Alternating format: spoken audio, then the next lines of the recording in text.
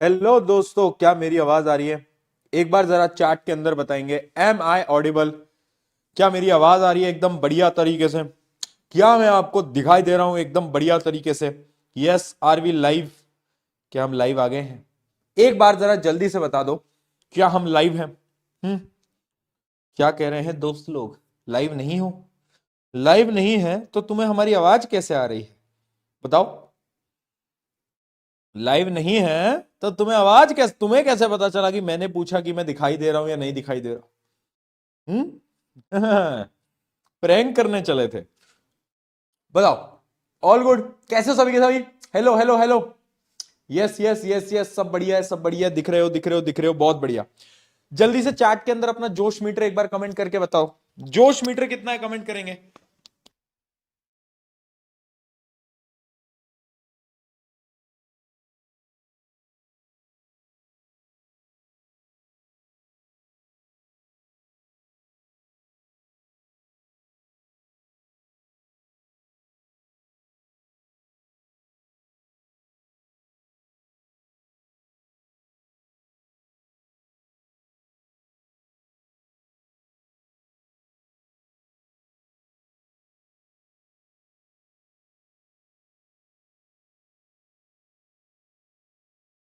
तुम लोगों को मेरी आवाज आ रही है या नहीं आ रही? क्योंकि कुछ बच्चे लिख रहे हैं कि आपकी आवाज नहीं आ रही, आप ऑडिबल नहीं हो।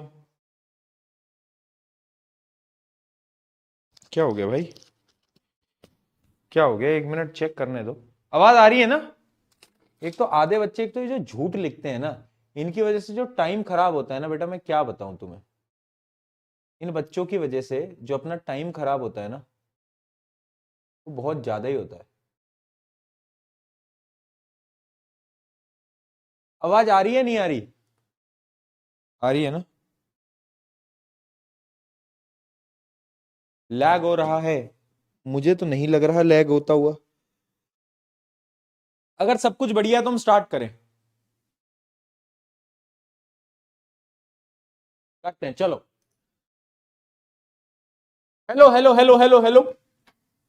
Yes, we are back. हम आ चुके हैं लाइव। सबको दिखाई दे रहे हैं, सब कुछ बढ़िया है, सब कुछ चंगा सी। और भाई साहब, और भाई साहब, जेट की रफ्तार! ओहो ओहो। अच्छा जी, अब समझ आया मुझे कि आज सारी चीजें लैग क्यों कर रही हैं, रुक काहे रही है। क्योंकि सारे बच्चे आज क्लास में हैं। कोई मिस ही नहीं कर रहा है क्लास, सब बच्चे क्लास में आ गए हैं। वाह जी वाह! बहुत होशियार हो यार तुम तो। हैं? इतने होशियार कब से हो गए तुम? वाह जी वाह! क्या बात है! अब समझ रहा हूं मैं तुम्हारा। मैं सोच रहा कि आज क्या हो रहा है। चैट मुझे दिख नहीं रही है, सिस्टम हैंग हो रखा है। क्या हो रहा, अब मुझे समझ आया। सर्वर पे ज्यादा लोड पड़ गया, क्योंकि बच्चे जो है वो तो आज ज्यादा आ गए। ज्यादा नहीं, बहुत ज्यादा आ गए। अब समझ आया कि क्या बात थी। वाह बेटा! आज दोस्तों, आज दोस्तों हम पढ़ने वाले हैं हाउ डू ऑर्गेनिज्म रिप्रोड्यूस। आप सभी का one of the favourite chapter, right? तो आज हम उसको पढ़ेंगे डिटेल में, आराम से। राइट? बहुत बढ़िया, बहुत बढ़िया। क्या बात है! बहुत सही, बहुत सही। चलो स्टार्ट करें, इस चैप्टर को स्टार्ट करें। हाँ, मतलब आज और कल 2 लेक्चर लग जाएंगे। ऑब्वियसली, ऑब्वियसली 2 लेक्चर लग जाएंगे। ठीक है, चलो। तो ये चैप्टर कहां से स्टार्ट होता है बेटा? सबसे पहले एक मीम देखते हैं। एक मीम देखते हैं बेटा। फिजिक्स क्लास बंद करो, केमिस्ट्री क्लास बंद करो, और फिर आती है बेटा हमारा बायोलॉजी का ये वाला चैप्टर। भैया ये तो पढ़ा दो। भैया ये तो हमको मजा आया, पढ़ा दो यार, प्लीज पढ़ा दो यार, है? तो मैंने कहा ठीक है जी। ठीक है जी, कोई दिक्कत वाली बात नहीं है। चलो पीके हिट्स देख लेते हैं। पीके हिट्स देख लेते हैं।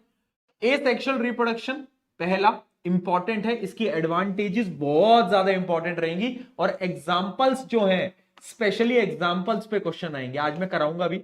फर्टिलाइजेशन इन प्लांट, जो प्लांट का जो फर्टिलाइजेशन का प्रोसेस है ना, उनका जो डायग्राम है, फ्लावर का जो डायग्राम है, वो जो फ्लावर का डायग्राम है उस पे लेवलिंग पे क्वेश्चन बहुत बार आते हैं।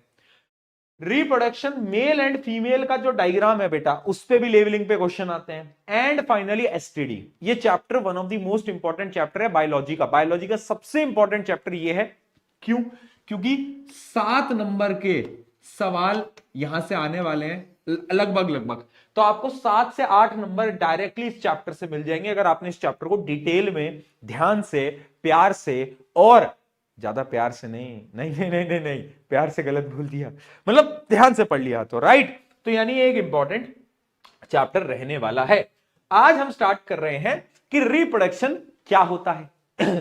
रिप्रोडक्शन क्या होता है? अच्छा मुझे एक बात बताओ, तुमने कभी सोचा, तुमने क्या कभी सोचा कि ह्यूमंस तो स्कूल के अंदर पढ़ लेते हैं कि रिप्रोडक्शन क्या होता है, एनिमल्स को तो पता ही नहीं रिप्रोडक्शन क्या होता है, बट उसके बाद भी वो रिप्रोडक्शन करते हैं।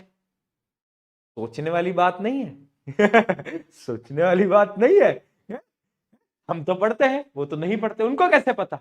सारी स्पीशीज को पता है। कैसे? कैसे? क्योंकि रिप्रोडक्शन बहुत इंपॉर्टेंट होता है, बहुत एसेंशियल होता है, राइट। पहले देखते हैं what is reproduction. Reproduction is the biological process by which organism produce new individual of the same species, यानी एक नए यंगर वन समझते हो, है ऑफस्प्रिंग समझते हो, कुछ शब्द आएंगे यहां पे, जैसे कि younger generation, next generation, offspring. Offspring का मतलब भी होता है कि नेक्स्ट जनरेशन, ऑफस्प्रिंग का मतलब भी वही होता है, राइट। तो एक ऐसा बायोलॉजिकल प्रोसेस है जिसकी मदद से एक नेक्स्ट जनरेशन आती है, उसको हम बोलते हैं रिप्रोडक्शन। इससे होता क्या है? रिप्रोडक्शन इंपॉर्टेंट इसलिए क्योंकि स्पीशीज इससे क्या होती है? कंटिन्यू रहती है, राइट। स्पीशीज जो है वो कंटिन्यू रहती हैं। अगर रिप्रोडक्शन नहीं करेंगे, मान लो एक एक देश, नॉर्थ कोरिया, नॉर्थ कोरिया में सब लोग ये प्रण करते हैं कि we will not do reproduction. So what will happen कि धीरे धीरे धीरे धीरे वहां की पॉपुलेशन खत्म होती जाएगी, खत्म होती जाएगी, खत्म होती जाएगी, एंड एक दिन ऐसा आएगा जब गायब हो जाएगा सब कुछ, यानी स्पीशी खत्म हो जाएगी, वहां के लोग खत्म हो जाएंगे। अरे हाँ या ना? अरे हाँ या ना? बिल्कुल बिल्कुल। तो यानी मेरा एक सवाल है तुमसे कि आखिर ऑर्गेनिज्म रिप्रोड्यूस करते क्यों है? इंपॉर्टेंस क्या है? कोई बताएगा मुझे चैट में? कोई बताएगा मुझे चैट में? बताओ, बताओ।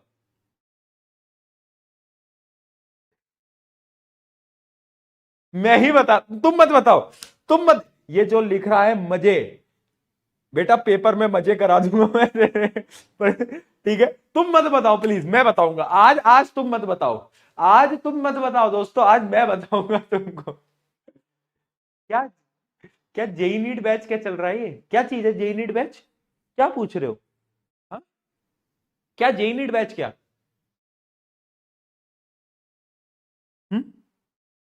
नेक्स्ट टॉपर का जेई नीट का बैच आएगा। देखो, मैं एक बहुत ऑनेस्टली एक चीज तुम्हें बताता हूं कि मतलब हम, मैं आपको मतलब एक खुल के बता सकता हूं क्योंकि मतलब मैं कोई मतलब मैं तुम्हारा बड़ा भाई हूं ना, इसलिए मैं नॉर्मली बात कर सकता हूं कि हम ऐसा कुछ प्लान नहीं कर रहे कि हमें जेई नीट वाली ये जो दुनिया है इसके अंदर तुम्हारे लिए बैच लेके आ पाए नेक्स्ट टॉपर। उसका रीजन एक सिंपल सा है, हमारा इसमें बहुत डिस्कशन हुआ है और हमें एक चीज रियलाइज हुई है यार, ये जो जगह है ना, ये जो कम्युनिटी है जेई नीट की, जो जो इंडस्ट्री है, ये ना कोचिंग माफिया है, राइट। मतलब तुमने तो बस वो चीजें पिक्चरों में देखी होंगी, हमने अपनी आंखों से देखा है, हमने वो कहानियां सुनी है ना, कि यहां पर कैसे होता है।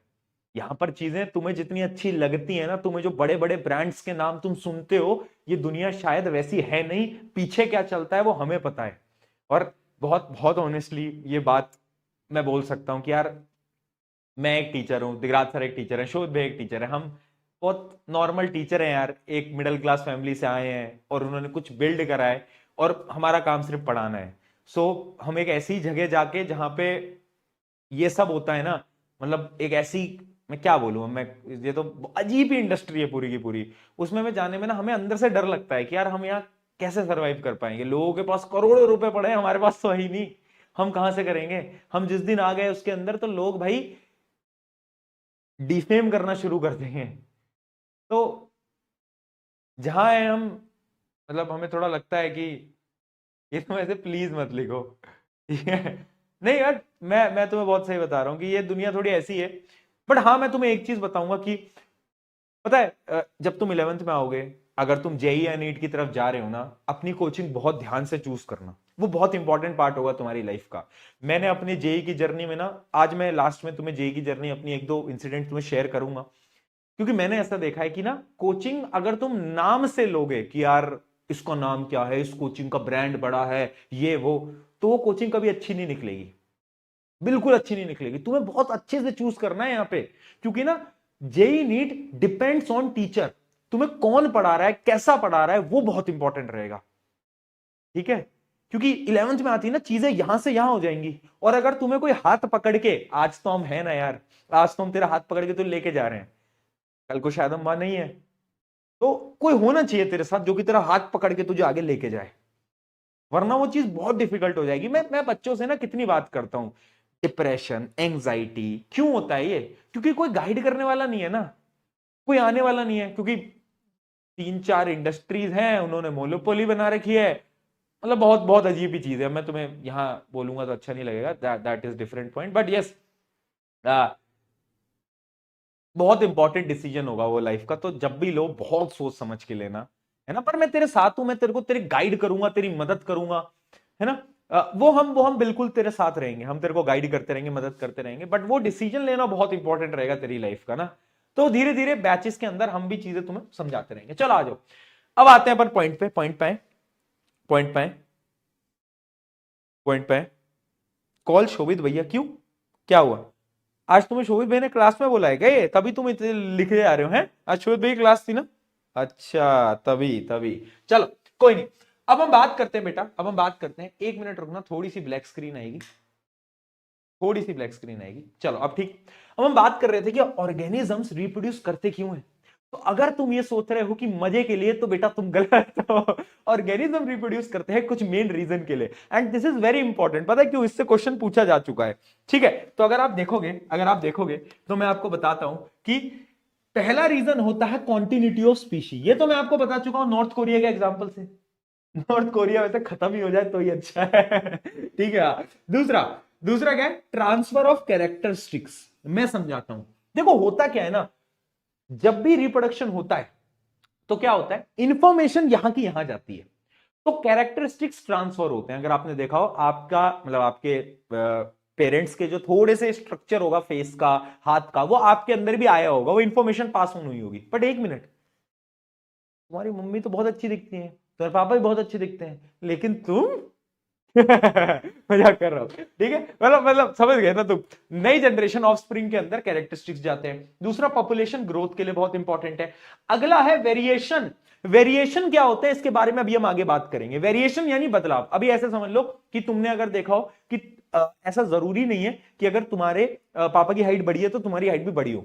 Is it compulsory? नहीं, वेरिएशन आते रहते हैं, चेंजेस आते रहते हैं, ठीक है। तो वेरिएशन क्या होता है? Provide small difference in DNA. मैं आपको इसको तो डिटेल में पढ़ाऊंगा, वेरिएशन एक बहुत इंपॉर्टेंट टॉपिक है इस चैप्टर का। और लास्ट आता है सर्वाइवल इन चेंजिंग एनवायरमेंट, यानी रिप्रोडक्शन से जो एक ऑर्गेनिज्म है ना, वो चेंजिंग एनवायरमेंट में सर्वाइव कर पाता है। तुम सोचोगे ये कैसे, इसको भी अभी हम डिटेल में पढ़ेंगे, ठीक। अब इन दो टॉपिक को छोड़ो, इन दो पोर्शंस को छोड़ो, अभी आप 3 टॉपिक्स तो ये समझ गए हो। अब आपको ना पहले कुछ टर्म समझनी पड़ेंगी। अगर हमें वेरिएशन पे बढ़ना है ना, तो हमें कुछ इंपॉर्टेंट टर्म समझनी पड़ेंगी। मैं आपको बताता हूं पहली टर्म डीएनए, यानी deoxy ribo nucleic acid. I hope अभी तक सबको डीएनए पता होगा। डीएनए क्या होता है? न्यूक्लियस के अंदर एक थ्रेड लाइक स्ट्रक्चर होता है, जिसपे हेरिडिटरी इंफॉर्मेशन होती है, यानी वो इंफॉर्मेशन जो कि नेक्स्ट जनरेशन में आप पास ऑन करोगे। हाँ कि नारे मूर्ख बालक, बहुत बढ़िया। यानी डीएनए क्या है? A double helical molecule present in a nucleus of a cell that carries hereditary information and controls the transfer of characteristics from parent to offspring. जो भी इंफॉर्मेशन जाएगी वो किसके थ्रू जाएगी भिड़ू? वो जाएगी डीएनए के थ्रू। डीएनए कहता है भैया मैं सारी इंफॉर्मेशन को नेक्स्ट जनरेशन में लेके आऊंगा। फुल फॉर्म क्या होती है? डीऑक्सी राइबो न्यूक्लिक एसिड, ठीक है। अब आता है क्रोमेटिन। क्रोमेटिन क्या होता है? मान लो ये न्यूक्लियस है, न्यूक्लियस में डीएनए पड़ा हुआ है, और डीएनए के साथ और भी बहुत सारे प्रोटीन्स पड़े होते हैं। तो डीएनए के साथ जितने भी प्रोटीन्स रैंडमली न्यूक्लियस के अंदर पड़े हुए हैं, उन सब को मिलाकर हम बोलते हैं क्रोमेटिन। क्या बोलते हैं बेटा? क्रोमेटिन। ठीक है। A thread like structure made up of DNA and protein found in nucleus. Nucleus के अंदर जो मिलता है उस पूरी चीज को हम क्रोमेटिन बोलते हैं। अब एक चीज होती है क्रोमोसोम। क्रोमोसोम क्या है?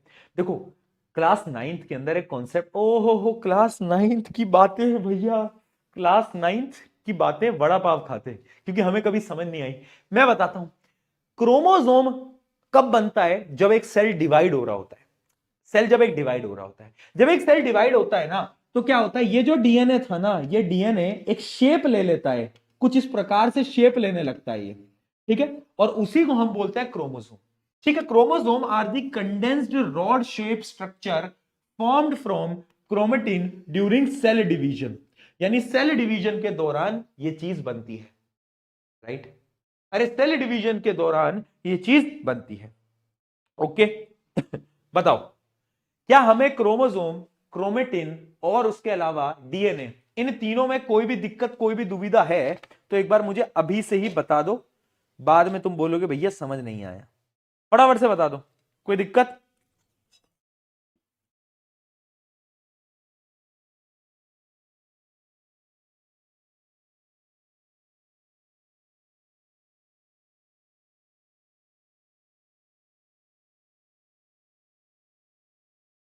बहुत बढ़िया, पीके आ गया।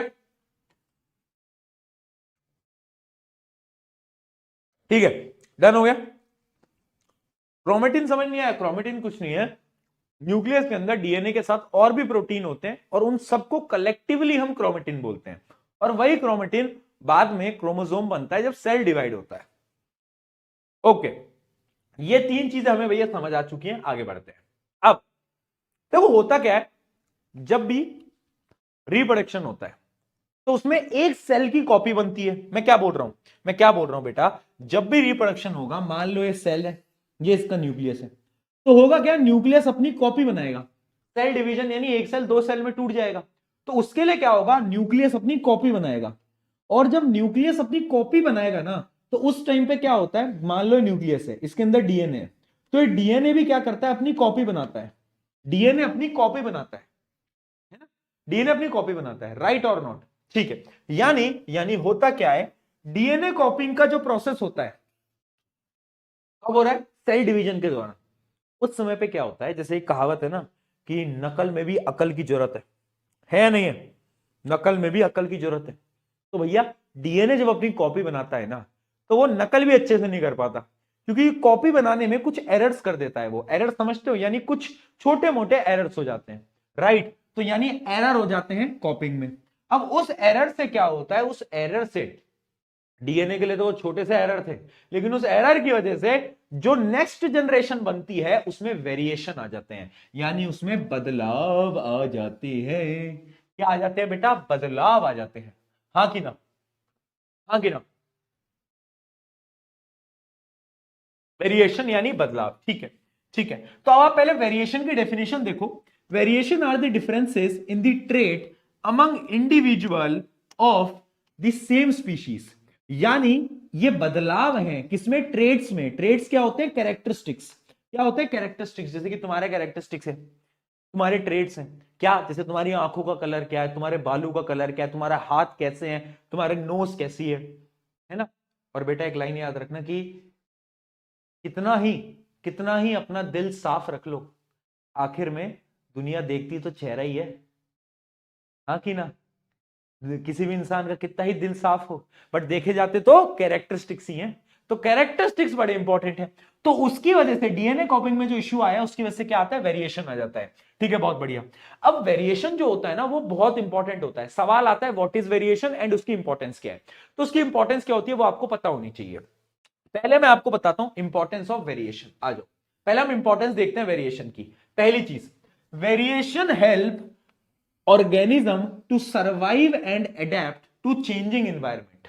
होता क्या है, मैं एक कहानी से बताता हूं। मान लो हम पहले बंदर थे, है ना? धीरे धीरे धीरे धीरे इन्वायरमेंट बदलता गया, तो हम एक नए स्ट्रक्चर में अडेप्ट होते गए, जिसकी वजह से क्या है कि अब हम सर्वाइव कर पाते हैं, यानी सर्वाइविंग कैपेसिटी बढ़ाता है। Variation help organism to survive and adapt according to the changing environment. अगला, variation provide stability to the species. यानी मान लो अचानक से ठंड पड़ गई, अचानक से ठंड पड़ गई पूरे वर्ल्ड के अंदर, और अगर हमारी नेक्स्ट जनरेशन उस ठंड के लिए अडेप्ट नहीं कर पाई तो क्या होगा, पूरी स्पीशी खत्म हो जाएगी। इसलिए वेरिएशन प्रोवाइड स्टेबिलिटी, यानी वो स्पीशी को स्टेबल बनाता है कि जिंदा रहे स्पीशी। अगला, useful variation are passed on to the next generation and help in evolution. ये बड़ा इंपॉर्टेंट है। एवोल्यूशन शायद आपको पता होगा, जैसे वो प्रोसेस नहीं होता कि हम बोला जाता है कि हम पहले बंदर थे, बंदर से हम ह्यूमन आ गए हैं, तो ये एवोल्यूशन हो गया है। यानी लॉन्ग टर्म में जो चेंजेस हुए हैं उसको हम बोलते हैं एवोल्यूशन। तो यानी वेरिएशन से ही, छोटे छोटे वेरिएशन से ही एवोल्यूशन होता है। तो वेरिएशन लीड्स टू एवोल्यूशन। ठीक है, variation in DNA leads to difference among individual of the same species forming varieties within the species. यानी होता क्या है कि ऐसे समझो, अगर डीएनए कॉपिंग में एरर आया, उससे वेरिएशन आया, अब एक इंडिविजुअल अलग है, दूसरा इंडिविजुअल अलग है, और जब वो रिप्रोड्यूस करेंगे तो जो नेक्स्ट जनरेशन आएगी वो अलग होगी, तो वेरिएशन पास ऑन होते जाएंगे। हाँ है ना, समझे नहीं समझे? नहीं समझे तो ये 3 पॉइंट तो याद कर ही लेना, 3 पॉइंट इनफ होते हैं। ठीक है, ये 3 पॉइंट याद रखना, वेरी इंपॉर्टेंट। बार बार बोल रहा हूं, वेरिएशन इंपॉर्टेंट है, ध्यान से सुन लो। ठीक है, बहुत बढ़िया। अब हम इतना समझ गए हैं बेटा। अब पता है सवाल ये आता है, क्या वेरिएशन हमेशा यूजफुल है? Is variation always useful? Yes और नो? क्या लगता है भैया, क्या वेरिएशन हमेशा यूजफुल है क्या? अरे क्या हमेशा यूजफुल है? मैं कहा नहीं, in some cases yes but no. क्यों? क्योंकि एक कहानी मैं तुम्हें सुनाता हूं, मौत की कहानी। क्या बोला बेटा मैं? मौत की कहानी। क्या दोस्त, क्या बात है। तो बेटा हुआ क्या था, एक ऑर्गेनिज्म था, मौत, ऐसे समझो मौत, उसकी मौत हो गई। अरे स्पेलिंग क्या लिख दी भाई, मौत, उसकी मौत हो गई। कैसे हुई, बताता हूं, एक डायग्राम की मदद से बताता हूं। कहां गया डायग्राम भैया? हाँ, ये देखो, ये होता था ऑर्गेनिज्म मौत। तो पहले इसका जो कलर था वो कैसा था? इसका कलर ऐसा था कि ये पेड़ वगैरह में छुप जाता था। तो अगर कोई भी बड़ा ऑर्गेनिज्म आता था ना इसको खाने के लिए, तो ये ढूंढ ही नहीं पाता था ऑर्गेनिज्म इसको, ये छुप जाता था। लेकिन हुआ क्या, एक बार कुदरत ने इसकी किस्मत बदल दी, और फिर हुआ क्या कि इसका रंग बदल गया। रंग क्यों बदला? वेरिएशन की वजह से। अब जब वेरिएशन की वजह से इसका रंग बदल गया ना भैया, उस दिन से इसका जीवन खराब हो गया। क्यों? क्योंकि हुआ क्या कि इसका कलर ऐसा हो गया कि अब ये पेड़ में छुप नहीं पाता था, तो कोई भी ऑर्गेनिज्म आगे इसको खा जाता था। इससे क्या हुआ कि जो मौत की जो स्पीशीज थी वो कम होती गई। हाँ या ना? ठीक है, तो यानी ये एक एग्जाम्पल है किसका? नॉन यूजफुल वेरिएशन का, अब तुम बोलोगे भैया फिर वेरिएशन यूजफुल कैसे है? तो इसका भी एक एग्जाम्पल है। जैसे ये क्वेश्चन पूछा गया था, देखना, explain how variation help population of bacteria to survive the changing environment. यानी बैक्टीरिया को ना वेरिएशन हेल्पफुल रहे थे। कैसे? आंसर पढ़ना। देखो क्या हुआ था, when environmental condition changes most of the bacteria would not survive, मर जाते थे भैया। बट हुआ क्या, सम बैक्टीरिया में हैव वेरिएशन। अब कुछ बैक्टीरिया ऐसे थे जिनके अंदर वेरिएशन हुआ, जिसकी वजह से हुआ क्या ना भाई, कि अब अगर एनवायरमेंट कंडीशन खराब भी हुई ना तो भी ये जिंदा रहते थे और ये रिप्रोड्यूस करते जाते थे। क्या है बात क्लियर हुई? जल्दी बताओ। हाँ ठीक है, बहुत बढ़िया। यानी आप समझ गए होगे, सच एज हाइयर टेम्परेचर, यानी कुछ कुछ बैक्टीरिया तो हाइयर टेम्परेचर में मर जाते थे, लेकिन जिनमें वेरिएशन आ गया वो मरते ही नहीं थे भाई, तो जिंदा रहने लग गए। These variation survive, reproduce and form a new population of bacteria. ठीक है, ऐसे बैक्टीरिया की वेरिएशन ने मदद करी थी। बताओ क्या अब तुम्हें लगता है कि वेरिएशन इंपॉर्टेंट है? यस और नो? क्या लगता है?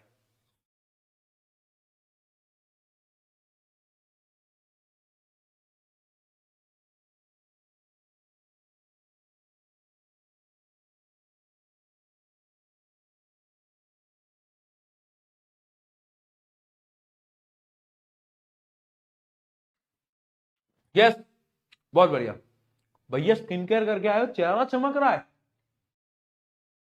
बेटा। कहां स्किन केयर करा है? एक लड़का तभी स्किन केयर करता है जब, छोड़ो छोड़ो छोड़ो, ठीक है। ठीक है, आयो। आगे बढ़ते। ठीक है, अब तुम्हें ना ये जो कहानी मैंने शुरू में बताई थी ना, तुम्हें समझ आएगा कि रिप्रोडक्शन इंपॉर्टेंट क्यों, क्योंकि रिप्रोडक्शन से वेरिएशन हो रहा है, और वेरिएशन से क्या हो रहा है? एवोल्यूशन हो रहा है, यानी स्पीशीज सर्वाइव कर रही है। बहुत बढ़िया। अब तुम्हें ये क्लियर हो गया।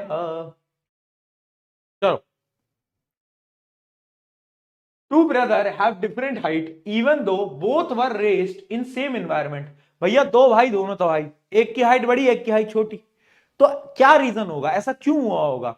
अगर आप चारों ऑप्शन को देखोगे तो तुम्हें जो ऑप्शन बी लग रहा होगा, DNA कॉपिंग during gamete formation introduce variation, यही ऑप्शन लग रहा है कि हुआ क्या होगा कि यार डीएनए कॉपिंग के दौरान वो जो हाइट वाला डीएनए होता है ना, उसमें एरर आ गया होगा एक के में, तो एक की हाइट छोटी रहेगी एक की बड़ी होगी। ठीक है, चल बी।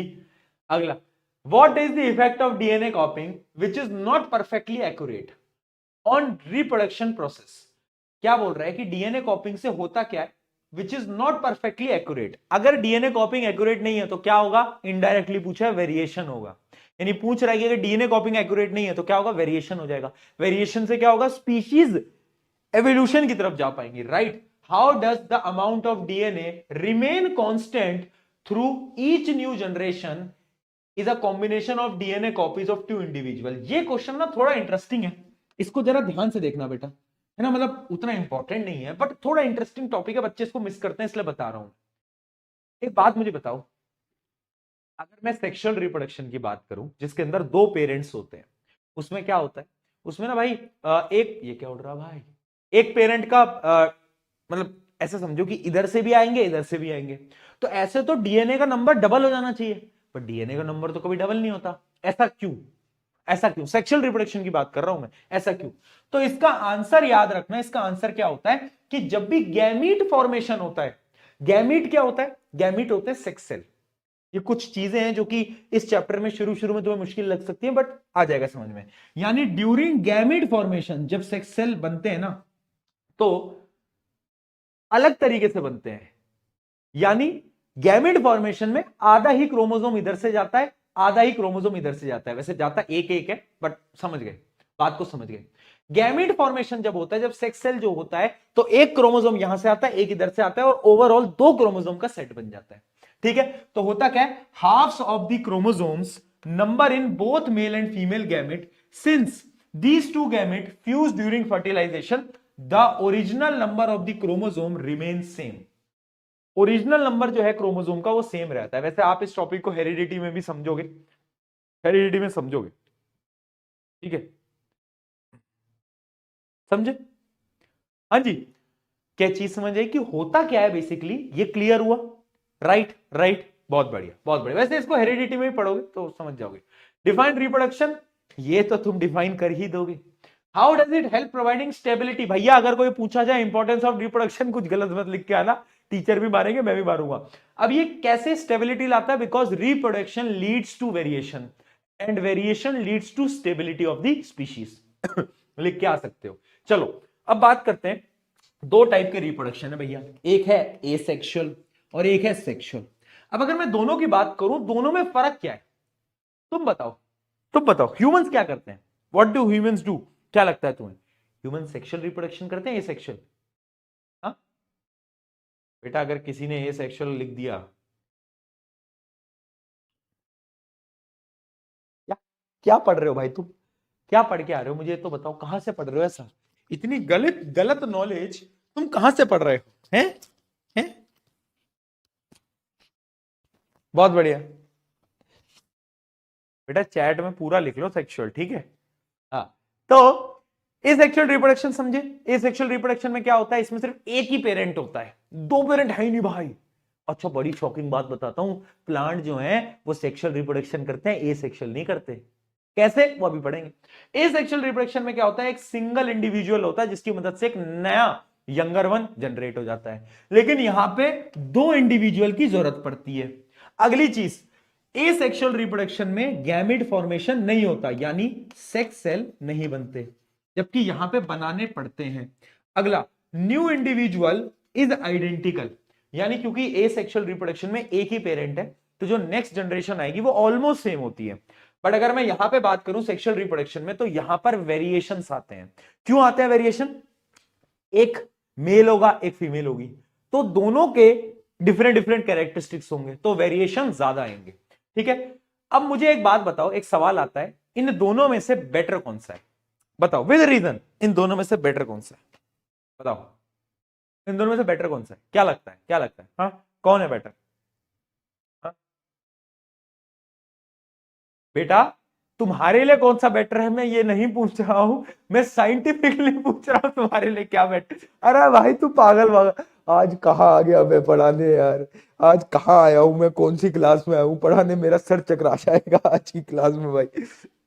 कह रहा है कि मेरे लिए तो मेरे लिए तो सेक्सुअल रिप्रोडक्शन बेटर। मैं कहा यार भाई, भाई समझ क्यों? क्योंकि ए सेक्सुअल रिप्रोडक्शन में वेरिएशन कम होते हैं, सेक्सुअल रिप्रोडक्शन में वेरिएशन ज्यादा, तो बेटर कौन सा? सेक्सुअल, क्योंकि यहाँ वेरिएशन ज्यादा, और जहां पे वेरिएशन ज्यादा होते हैं ना, तो वहां पे तुम्हें पता है एवोल्यूशन होता है, स्पीशीज कंटिन्यू कर पाती है। ठीक है, अब हम पढ़ते हैं ए सेक्सुअल रिप्रोडक्शन को डिटेल में। आ जाओ, पानी वानी पी लूं, एक मिनट।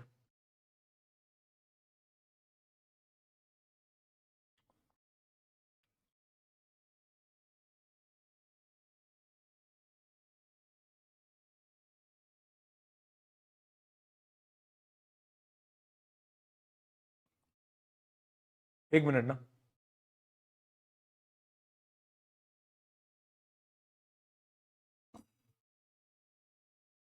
चल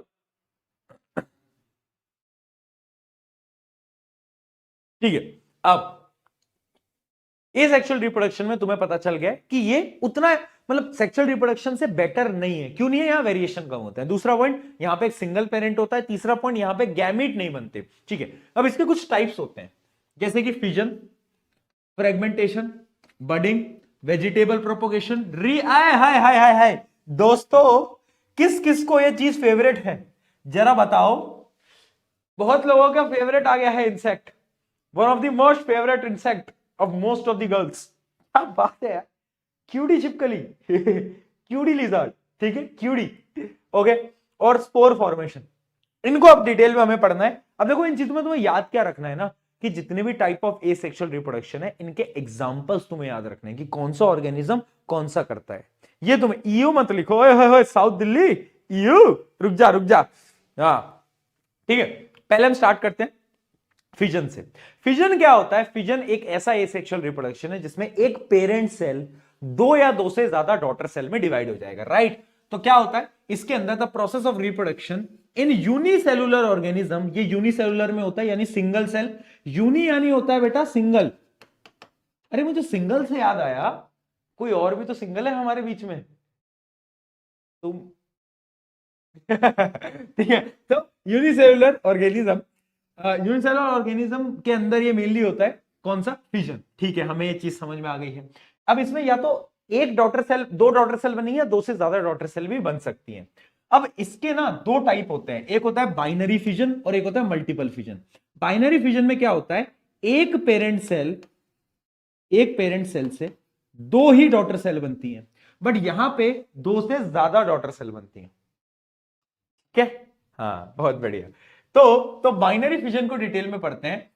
binary fission is a type of asexual reproduction in which unicellular parent organism divide into two daughter cell. पहला पॉइंट दो में डिवाइड होगा। अगला पॉइंट देखना, इसमें होता क्या है, पूरा प्रोसेस में तुम्हें समझा रहा हूं। न्यूक्लियस डिवाइड फर्स्ट, ठीक है। सबसे पहले क्या होता है, मान लो एक ऑर्गेनिज्म है, ऑर्गेनिज्म का एग्जांपल ले लेते हैं अमीबा। क्या? अमीबा, अमीबा, अमीबा तो सुना ही होगा। तो अमीबा में क्या होता है? सबसे पहले न्यूक्लियस डिवाइड होता है, सबसे पहले न्यूक्लियस डिवाइड होता है, followed by division of cytoplasm. यानी फिर क्या होता है, जो साइटोप्लाज्म होता है वो भी डिवाइड होता है और दो अलग अलग ऑर्गेनिज्म बन जाते हैं। ठीक है, each daughter cell receives a copy of DNA and develops into complete new organism. अब ये जो बाइनरी फिजन है ना बेटा, ये भी तीन टाइप का होता है, मैं बताता हूं।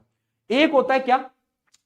इररेगुलर बाइनरी फिजन, एक होता है लॉन्गिट्यूडनल बाइनरी फिजन, और एक होता है क्या? Transverse binary fission. यानी अगर मैं तुम्हें बताऊं, इररेगुलर बाइनरी फिजन क्या है कि एक ऑर्गेनिज्म है वो कहीं से भी दो टुकड़ों में डिवाइड हो जाएगा। इसका एग्जांपल याद रखना इररेगुलर बाइनरी फिजन का, जो कि होता है अमीबा। क्या होता है? अमीबा, क्योंकि वो इररेगुलरली डिवाइड हो जाता है। अगर मैं बात करूं लॉन्गिट्यूडनल की, तो किस किस को पता है लॉन्गिट्यूडनल क्या होता है? लॉन्गिट्यूडनल अगर तुम्हें पता हो तो ऐसे ऐसे काट देना, ऐसे काट देना, ठीक है। तो ऐसे बीच से ऐसे दो पार्ट्स में डिवाइड हो जाता है, तो उसका एग्जांपल है युग्लेना। क्या? युग्लेना, ठीक है। अगर मैं बात करूं ट्रांसवर्स, ट्रांसवर्स का मतलब क्या है? यानी मान लो ये ऑर्गेनिज्म है तो ऐसे काट दो उसको, ठीक है, वो है ट्रांसफर। तो उसका एग्जाम्पल है पैरामीशियम। ये एग्जाम्पल याद रहने चाहिए बेटा, ठीक है। क्या हो गया,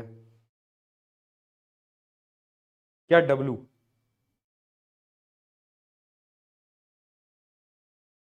ठीक है, बहुत बढ़िया। पैरामीशियम याद रहेगा, अमीबा याद रहेगा, यूग्लिना याद रहेगा, ये तीनों के तीनों आपको याद रखने।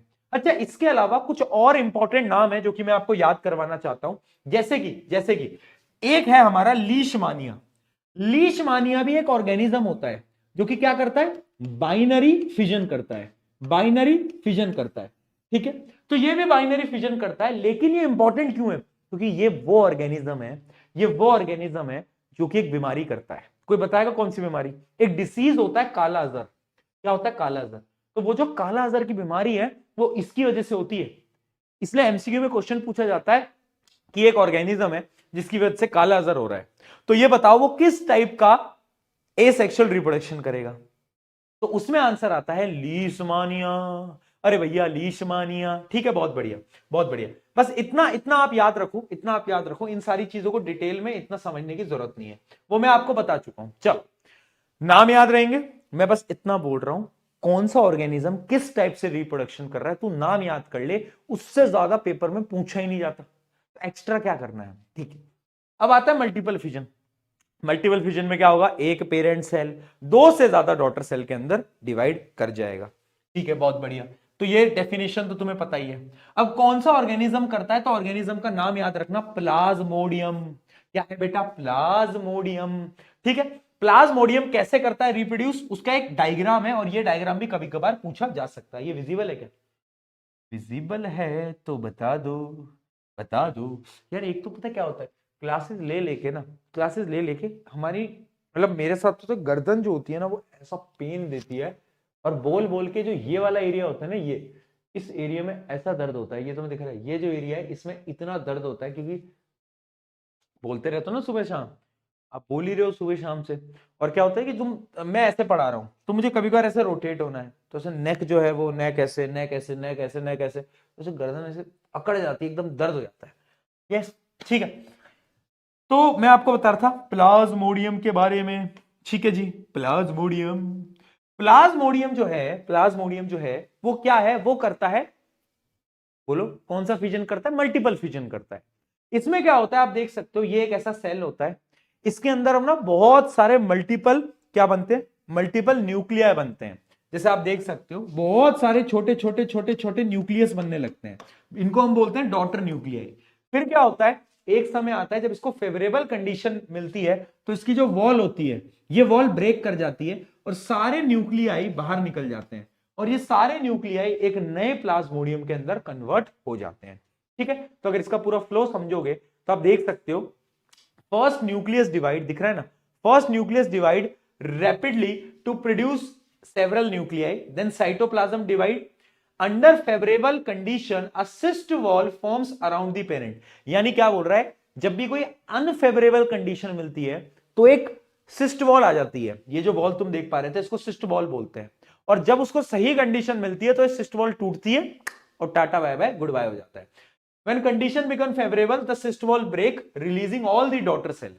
ठीक है, एग्जाम्पल याद रखेंगे प्लाज्मोडियम। हाँ, प्लाज्मोडियम इतना इंपॉर्टेंट क्यों है, क्योंकि ये वही है जिसकी वजह से मलेरिया होता है। हाँ, मलेरिया का पैरासाइट है जो कि मच्छर के ऊपर आता है, ठीक है, मच्छर के ऊपर आता है, ये वही है भैया।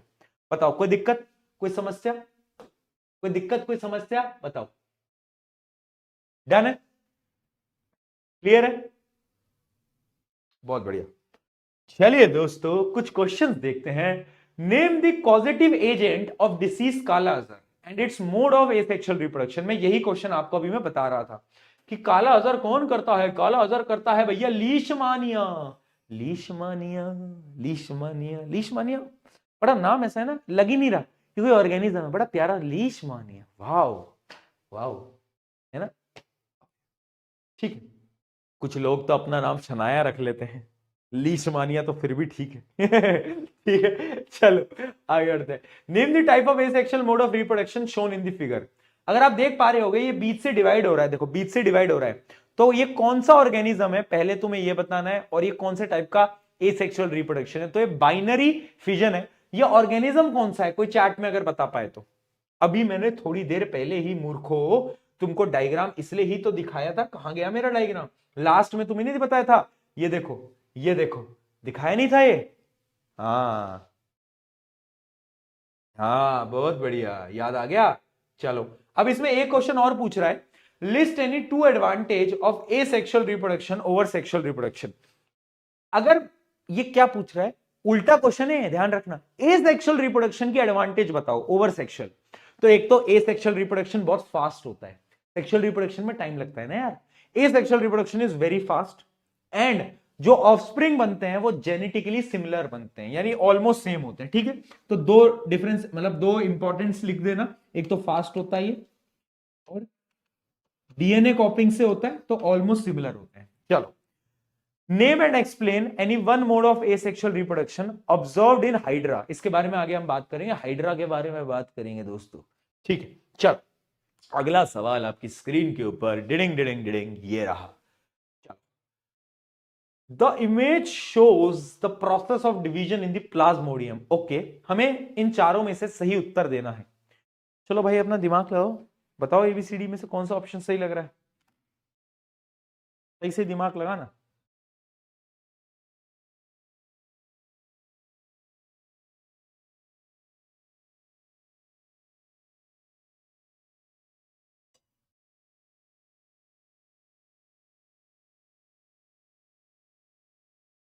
बहुत बढ़िया। अगर आप देखोगे ऑप्शंस को, पहला क्या है, the cyst divide rapidly to form many daughter cell. Cyst का तो कोई काम ही नहीं है, सिस्ट तो लेयर है। अगर आप सी ऑप्शन देखोगे, the nucleus divide rapidly inside the cell to form new daughter cell, होता तो यही है। तो सबसे एक्यूरेट ऑप्शन यही है। ठीक है, एक्यूरेट ऑप्शन यही है। सबसे पहले न्यूक्लियस डिवाइड होता है बेटा, और वो बहुत सारी न्यूक्लियाई बनाता है, राइट। तो C option is the correct उत्तर। ठीक है, अच्छा बाइनरी फिजन और मल्टीपल फिजन के बीच का एक डिफरेंस देख लेते हैं, छोटा सा है। बाइनरी फिजन में क्या होता है, सिर्फ दो डॉटर सेल बनती है, वहां पर मल्टीपल डॉटर सेल बनती है। अगला, यहां पर क्या होता है, division can occur in any plane. Different different plane होते हैं, लॉन्गिट्यूडनल प्लेन होते हैं, ट्रांसवर्स प्लेन होते हैं, इररेगुलर होता है। यहां पर प्रोसेस ही अलग है, यहां पे न्यूक्लियस रैपिडली डिवाइड करता है, और जब फेवरेबल कंडीशन मिलती है तो सिस्ट वॉल टूटती है और वो बाहर आ जाता है। अगला, simple and relatively fast process, यानी बाइनरी फिजन फास्ट होता है, और अगर उसकी कंपैरिजन में मैं बोलूं तो ये जो मल्टीपल फिजन होता है ये स्लो होता है। और लास्ट में आप एग्जांपल तो लिख के आ ही सकते हो, एग्जांपल तो तुम सबको याद ही होंगे ना। Okay okay okay okay, done है जी। अगले ए सेक्सुअल रिप्रोडक्शन की तरफ बढ़े बेटा, है ना। आज मुझे पता है बच्चे आए थे अरमान से कि भैया सेक्सुअल रिप्रोडक्शन पढ़ाएंगे, बट भैया ने तो प्रैंक कर दिया, क्योंकि ये चैप्टर शुरू में इतना बोरिंग है इतना बोरिंग है, मैं तुम्हें क्या ही बताऊं, क्या ही बताऊं दोस्तों। चलो, साइटोकिनेसिस, साइटोकिनेसिस सिलेबस में नहीं है वैसे। साइटोप्लाज्म का डिवाइड होना साइटोकिनेसिस होता है वैसे। ये जो साइटोप्लाज्म का डिवाइड हो रहा है ना, पहले न्यूक्लियस डिवाइड होता है, बाद में साइटोप्लाज्म डिवाइड होता है, उसको साइटोकिनेसिस बोलते हैं, but that is not in your syllabus बेटा। चलो आते हैं बात फ्रेगमेंटेशन की। फ्रेगमेंटेशन में क्या होता है, बस तुम डायग्राम पे गौर फरमाओ। ये कौन है, ये कौन है, ये है स्पाइरोगायरा, एक ऑर्गेनिज्म। ये स्पाइरोगायरा क्या होता है, ये जब मैच्योर होता है तो ये मैच्योर होने के बाद डिवाइड होता है, फ्रैगमेंट्स में डिवाइड होता है, टुकड़ों में टूट जाता है, और वो हर एक टुकड़ा नए ऑर्गेनिज्म बना लेते हैं। इसी को हम बोलते हैं फ्रेगमेंटेशन। ठीक है, डायग्राम इंपॉर्टेंट है, नाम क्या है, स्पाइरोगायरा। ठीक है, it is the type of asexual reproduction in which an organism breaks up। Breakup से मुझे याद आया, किसी का ब्रेकअप भी तो हुआ है तुम बात कितना रोस्ट करूंगा मैं तुम्हें यार, मुझे लगता है कई बार कि बेचारे को रोस्ट में ना करूं, बट फिर मुझे याद आता है कि जिस प्रकार के तुम हो ना, तुमको तो आओ, ब्रेक्स अप इनटू टू और more fragments and each fragments grow into new individual. Simple सी बात है जो मैंने आपको समझाया, एग्जांपल है स्पाइरोगायरा। ये होता कब है, हैपेंस इन फेवरेबल कंडीशन, जब उसको इनफ पानी मिले, इनफ सनलाइट मिले, तब जाके ये फ्रेगमेंट्स में क्या हो जाता है बेटा, डिवाइड हो जाता है। ओके, चलो बहुत बढ़िया। अब एक चीज याद रखना, ये वाला पॉइंट इंपॉर्टेंट है In complex multicellular organism, this type of reproduction is not possible because their cells are organized in tissue and tissue is organized into organ. समझाता हूं, देखो, ठीक है, अरे हो जा भाई गला ठीक। हाँ, तो मैं क्या बता रहा था कि होता क्या है ना, क्या ये जो प्रोसेस है कि टुकड़ों में टूट जाओ, क्या ये मल्टी सेलुलर ऑर्गेनिज्म जैसे ह्यूमंस में पॉसिबल है? नहीं, क्योंकि हमारे सिर्फ सेल नहीं है, हमारे सेल, टिश्यू, ऑर्गन सिस्टम है। तो अगर मेरी बॉडी मैच्योर होके अलग अलग टुकड़ों में टूट जाए, मेरा सिर, मेरा पैर, मेरा पेट, और वो तीनों में से नए प्रशांत भैया बन जाए, भैया मजा ही आ जाएगा, 3 प्रशांत भैया क्लास ले लेंगे भाई। मजा ही आ जाएगा। बट ऐसा पॉसिबल नहीं है, इसका रीजन आपको ऑलरेडी मैं बता चुका हूं। ठीक है, अगला आता है रीजनरेशन। ये था फ्रेगमेंटेशन, रीजनरेशन बहुत इंटरेस्टिंग है। रीजनरेशन तो वो देखा तुमने क्या होता है वो, वुल्वरीन आता था ना, जिसको तुम मारते थे, काटते थे तो उसका वापस से हाथ उग जाता था, देखा है तुमने? है वुल्वरीन ही था, कुछ और था। तो रीजनरेशन भी वैसी है कि यानी आप एक पार्ट काटोगे और वो पार्ट, जो तुमने एक पार्ट काटा है ना, उस पार्ट से एक नया ऑर्गेनिज्म आ जाएगा। यानी मान लो मेरा हाथ, देख कितनी जल्दी मान गए ना तुम मेरे हाथ काटने पे, शर्म करो थोड़ी। तुम्हारा हाथ काटेंगे हम, तो मान लो तुम्हारा हाथ काटा, अब जो तुम्हारा हाथ जहां से कटा था, हाथ तो वापिस आ गया, और जो हाथ तुम्हारा कटा था उस हाथ से एक नया ऑर्गेनिज्म वापस बन गया। डेड पूल में होता था, राइट? हाँ, ठीक है। The ability of fully differentiated organism to give rise to new individual from their body part when broken into pieces. अब इसका एक बड़ा इंपॉर्टेंट एग्जांपल है जो कि है प्लेनेरिया। प्लेनेरिया में क्या होता है, प्लेनेरिया का एक डायग्राम भी इंपॉर्टेंट है। आप इसको जितने पीसेस में कट करोगे, है ना, कुछ लोगों की तो शक्ल मैच हो रही होगी प्लेनेरिया से, है अस मूवमेंट, शक्ल मैच हो रही होगी कुछ लोगों की। तो प्लेनेरिया को तुम जितना काटोगे, मान लो 3 टुकड़ों में तोड़ा, तो they will form 3 new organisms. That is the point, right? एक तो पॉइंट ये हो गया कि 3 ऑर्गेनिज्म बनाएगा प्लेनेरिया। दूसरा इसका एग्जांपल है क्या, हाइड्रा। हाइड्रा जो है भैया, ये हाइड्रा बहुत खतरनाक चीज है। अब मैं ये नहीं बोलूंगा कि हाइड्रा मेरी बहन की तरह दिखता है, वरना वो क्लिप कटती है और तुम वो मुझे मारती है, वो मेरे को चप्पलों से इतना मारती है, तुमको मैं क्या बताऊं। पर ठीक है, ऐसा मैं नहीं बोल रहा हूं। और क्लिप कटर्स, तुम्हारी फील्डिंग में सेट करता हूं। हाइड्रा जो है ये ना एक पेड़ नहीं है, तुम्हें पेड़ लग रहा होगा, ये एक ऑर्गेनिज्म है, एक्वाटिक ऑर्गेनिज्म है, ओशंस के अंदर पाया जाता है। इसको जितना कट करोगे नए ऑर्गेनिज्म बनते जाएंगे, इसी को हम बोलते हैं रीजनरेशन। ठीक है, बट पता है लिजर्ड भी तो ऐसी, अय हाय हाय हाय, यू यू यू निकलेगा सबका, यू यू यू निकलेगा। लिजर्ड की पूंछ काटते हो तो वापस से पूंछ उग जाती है। हाँ, तुम मान सकते हो इसको रीजनरेशन में, बट तुम्हें कभी भी ना एग्जाम्पल में लिजर्ड मत लिख के आना। पता है क्यों? क्योंकि इसमें एक लॉजिक भी है। रीजनरेशन तब हम मानते हैं जब मान लो हमने 2 टुकड़े करे और उन दोनों टुकड़ों से नया ऑर्गेनिज्म बन गया। लेकिन लिजर्ड में क्या होता है, अगर तुमने पूंछ काटी तो पूंछ ग्रो कर जाएगी, टेल ग्रो कर जाएगी, लेकिन इस टेल से क्या नया ऑर्गेनिज्म बनेगा? नहीं बनेगा। अरे नहीं बनेगा यार, क्यों बन जाएगा, है ना? तो इसलिए तुम अवॉइड करना कि लिजर्ड को तुम रीजनरेशन के एग्जाम्पल पे लिख के आओ, तुम बस प्लेनेरिया, हाइड्रा इनको लिख के आना। चलो बहुत बढ़िया, एक क्वेश्चन देख लेते हैं। On cutting the body of an organism into many pieces, it was observed that many of these pieces developed into new individual. Name the process. Process है regeneration. And list 2 organism in which these process be observed. Hydra, Planaria दोनों आपको बता दिए। Draw a schematic diagram to illustrate the change that is likely to be observed. मतलब आपको diagram बनाना है, उसका planaria वाला डायग्राम बना के आना, क्योंकि वही एनसीईआरटी में है। ठीक है, प्लेनेरिया वाला डायग्राम बना के आना। आगे बढ़ा जाए, अगला प्रोसेस है बडिंग। बडिंग क्या होता है, एक ऑर्गेनिज्म है, उसके एक बॉडी पार्ट में से एक बड आता है। बड समझते हो, मान लो ऑर्गेनिज्म है, अब इससे कैसे बड निकले और वो बड ग्रो करता जाए करता जाए करता जाए और वो डिटैच हो जाए और वो एक नया ऑर्गेनिज्म बना ले, उसको हम बोलते हैं बडिंग। ठीक है, अ type of asexual reproduction in which small outgrowth, जिसको हम बड बोलते हैं, develops the parent body, parent body पे डेवलप कर गई, grow by repeated cell division and finally detaches to form a new individual, और फाइनली सेपरेट हो गई, एक नया इंडिविजुअल बना लिया। अब हाइड्रा इसको फॉलो करता है। हाइड्रा का एक डायग्राम भी है, वेरी इंपॉर्टेंट डायग्राम। ठीक है, हाइड्रा देखो एक बड ग्रो कर रहा है, फिर बड और बड़ी हो रही है, फिर एक समय आ रहा है बड बहुत ज्यादा बड़ी हो गई है, फिर क्या होता है, ये बड यहां से सेपरेट हो जाती है और एक नया हाइड्रा बन जाता है। हाइड्रा के साथ साथ एक और ऑर्गेनिज्म है जो कि ये करता है, जो कि है यीस्ट। यीस्ट आपने सुना होगा, सुना है? यीस्ट किस किसने नहीं सुना ही होगा? अरे सुना ही होगा भैया, ये तो पिंपल की तरह लग रहा है। अरे वाह यार, पिंपल की तरह लग रहा है तुमको ये?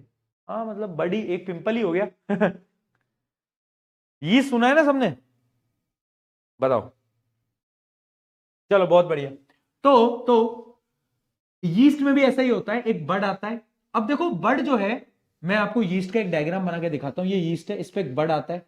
अब वो बड आपस में बड बनाता जाता है, बनाता जाता है, और फिर फाइनली वो सेपरेट हो जाते हैं सारे बर्ड्स, और एक नए यीस्ट बन के आपके पास आ जाते हैं। ठीक है जी, बहुत बढ़िया। तो ये हो गया यीस्ट का। तो इसलिए मैंने आपको बताया ताकि आपको बडिंग का प्रोसेस भी याद रहे, और एग्जाम्पल याद रखोगे, डायग्राम याद रखोगे, तो उतना आपके लिए मोर देन सफिशियंट रहेगा, मोर देन सफिशियंट। ठीक है, अब क्या बच गया, और क्या बच गया? अब बच गया एक लास्ट एसेक्सुअल रिप्रोडक्शन, जो कि है स्पोर फॉर्मेशन, जो कि है स्पोर फॉर्मेशन। अच्छा, जब मैं आपको रीजनरेशन पढ़ा रहा था ना, तो रीजनरेशन का एक क्वेश्चन आता है पेपर के अंदर, और वो ये आता है कि ह्यूमंस क्यों नहीं कर पाते रीजनरेशन? हाइड्रा करता है, ह्यूमंस तो नहीं कर पाते। आंसर वही सेम रहेगा, क्योंकि ह्यूमन की बॉडी में टिश्यूज हैं, ऑर्गन्स हैं, ऑर्गन सिस्टम है, जिनको रिप्लेस कर पाना इज नॉट इजी। आंसर वही रहेगा जो मैंने अभी आपको बताया था ना थोड़ी देर पहले, कि why unicellular organisms but multicellular क्यों नहीं कर पाते? आंसर वही रहेगा, राइट? ठीक। अब आता है स्पोर फॉर्मेशन। ये बड़ा इंटरेस्टिंग है, थोड़ा सा टफ हो सकता है बट मजा आएगा। ये एक टाइप का एसेक्सुअल रिप्रोडक्शन है जो कि हम सब ने हमारे घरों में देखा हुआ है। पानी पीता हूं फिर समझाता हूं।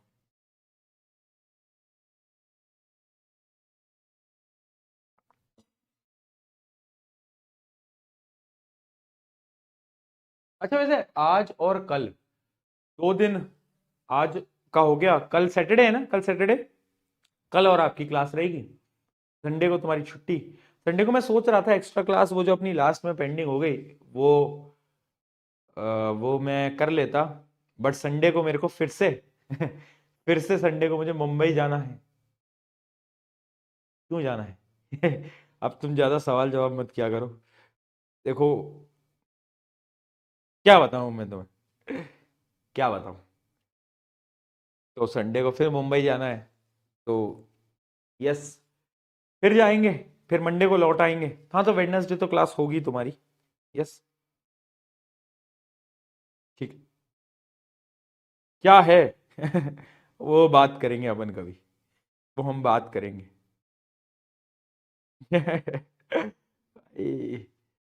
कुछ चीजें हैं जो कि मेरे को काफी टाइम से करनी थी, अब हो रही हैं जीवन में, तो यस।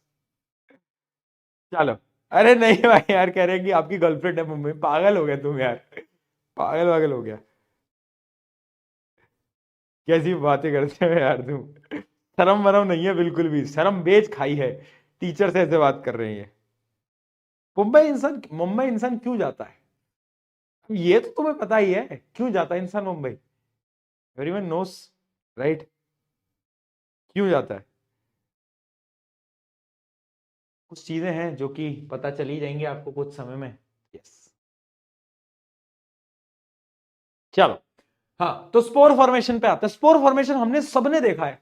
ब्रेड देखिए, ब्रेड, ब्रेड पे वो ग्रीन ग्रीन नहीं हो जाता कुछ टाइम में अगर ब्रेड को बाहर रख दोगे तो, है ना? हम बोलते हैं ना फंगस हो गई ब्रेड के ऊपर। हाँ, तो वो जो ऑर्गेनिज्म होता है ना जिसकी वजह से फंगस होती है, उसको हम क्या बोलते हैं? उस ही ऑर्गेनिज्म को हम बोलते हैं राइजोपस।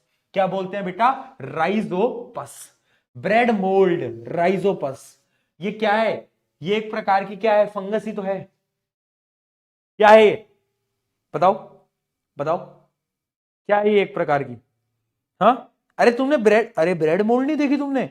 अरे वो जो फंगस ब्रेड पे नहीं हो जाती, अरे ये क्या हो गया ब्रेड के ऊपर? हाँ, हाँ वही फंगस ही तो है, फंगाई तो है। हाँ बहुत बढ़िया, ये एक प्रकार का क्या है? फंगस है। ठीक है, बहुत बढ़िया। हाँ, इतना तो देखा ही होगा, बिल्कुल देखा है भैया। तो देखो, ये राइजोपस जो होता है ना, ये स्पोर फॉर्मेशन के मेथड से रिप्रोड्यूस करता है, यानी अपने आप को सर्कुलेट करता है। तो इसको हम डिटेल में पढ़ते हैं। इसका डायग्राम जो है, इस पे लेबलिंग पे क्वेश्चन आ सकता है, बनाने को नहीं आता, लेबलिंग पे क्वेश्चन आ सकता है। तो मैं आपको कुछ पार्ट्स यहां पे बता देता हूं। ये ब्रेड है, ब्रेड के ऊपर क्या है, ये राइजोपस है।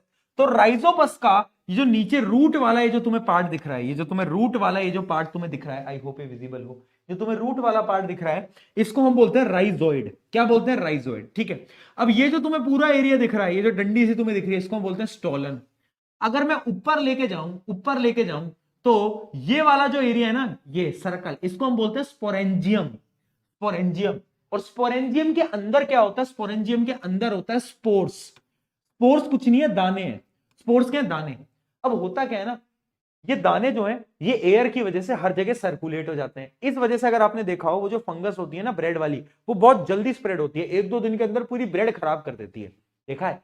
क्यों? क्योंकि स्पोर्स क्या करते हैं, अलग अलग जगह पे फैल जाते हैं, और जहां पे भी फैलते हैं वहां पे ग्रो कर जाते हैं। तो ये प्रोसेस होता है किसका? स्पोर फॉर्मेशन का।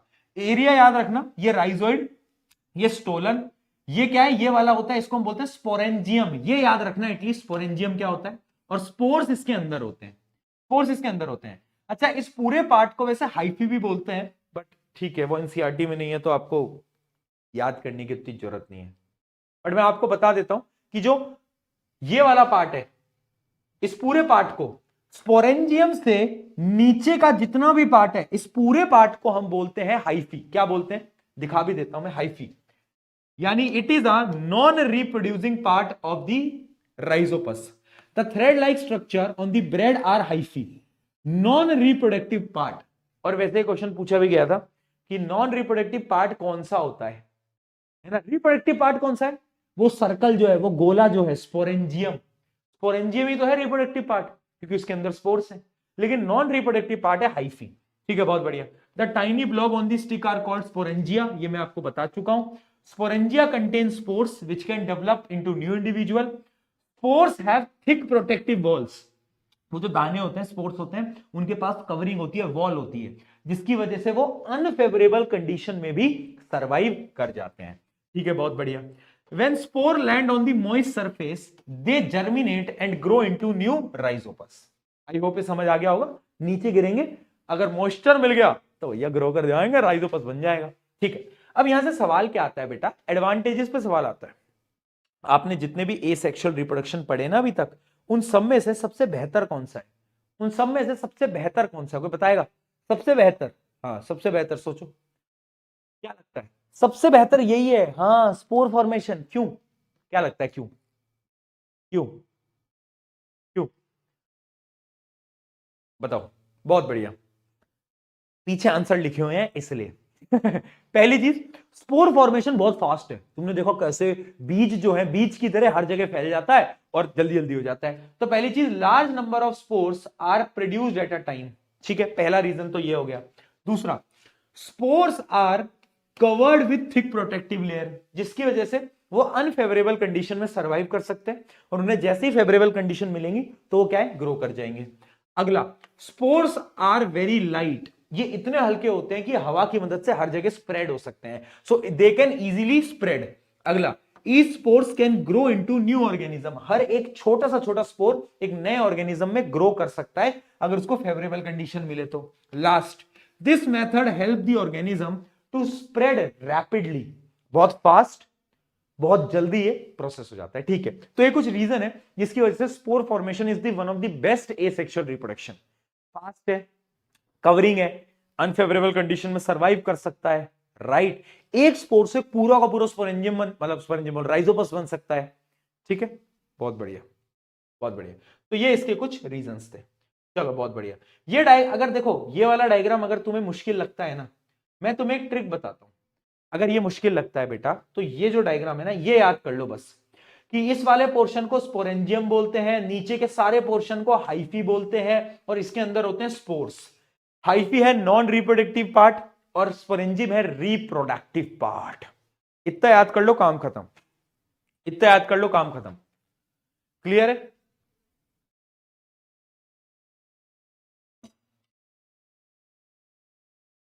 चलो बेटा, कुछ क्वेश्चन देखते हैं। कुछ क्वेश्चन देखते हैं जो कि तुम बताओगे, बहुत इजी इजी क्वेश्चन है।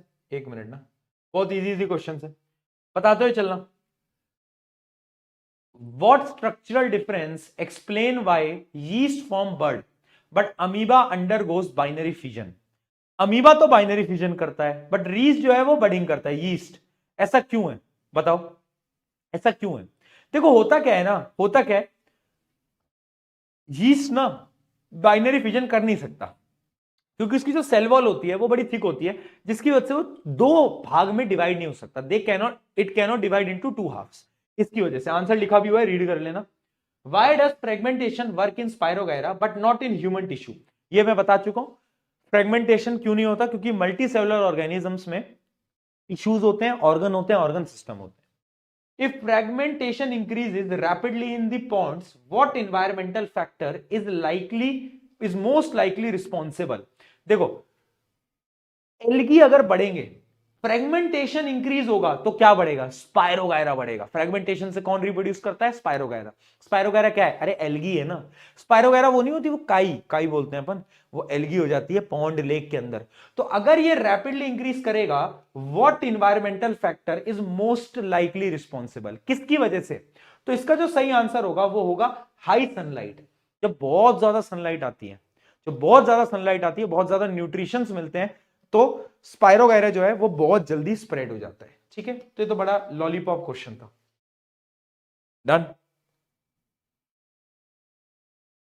ओके, चलो। Select the option having correct matching. आपको मैच कराना है, थोड़ा सा जूम कर लें, अब करा दो मैचिंग।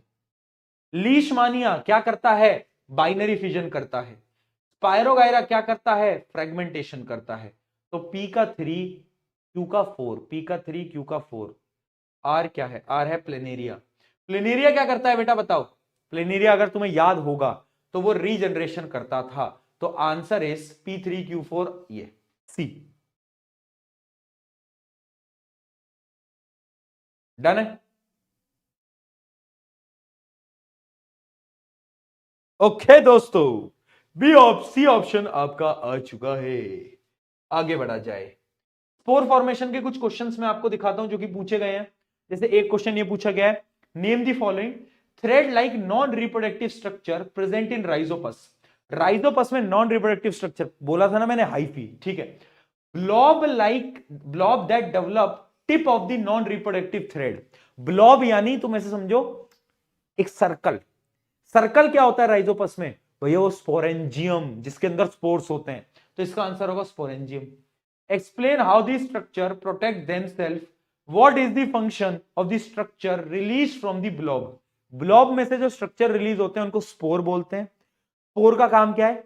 नए राइजोपस को जनरेट करना। और वो कैसे प्रोटेक्ट करते हैं खुद को? उनके पास एक लेयर होती है, कवरिंग होती है, जिससे वो अनफेवरेबल कंडीशन में सरवाइव कर सकते हैं। चलिए जी, बहुत बढ़िया जी, क्या बात है जी। आखिरी क्वेश्चन एक देखते हैं। ड्रॉ रे डायग्राम शोइंग स्पोर फॉर्मेशन इन राइजोपस। वही है, आपको एक डायग्राम ड्रॉ करने के लिए एक सवाल पूछा गया। Label reproductive part. Reproductive part कौन सा होता है बेटा? वही circle, sporangium. Non reproductive part hyphae तुम कर दोगे। Why does rhizopus not multiply on dry sliced bread? ये बड़ा इंटरेस्टिंग क्वेश्चन है, देखना। जो राइजोपस होता है, अगर एक ब्रेड है जिसमें मॉइस्चर नहीं है, वहां काहे नहीं ग्रो करता? मॉइस्चर वाले में करता है, क्योंकि ये जो स्पोर्स होते हैं ना, इनको ग्रो होने के लिए दे नीड मॉइस्चर। अगर मॉइस्चर नहीं मिलेगा भैया तो फिर तो कैसे ग्रो करेगा जी? हैं हैं पूछना तो पड़ेगा ना जी। चलो, बहुत बढ़िया। अब बढ़ते हैं आगे। अगला प्रोसेस जो कि है वेजिटेटिव प्रोपोगेशन। छुट्टी फुट्टी कुछ नहीं मिलेगी। एक मिनट देना, पैर दुख रहे हैं, 2 मिनट बैठ रहा हूं बस। वेजिटेटिव प्रोपोगेशन तुम हेडिंग डालो, 2 मिनट दो, बस 2 मिनट।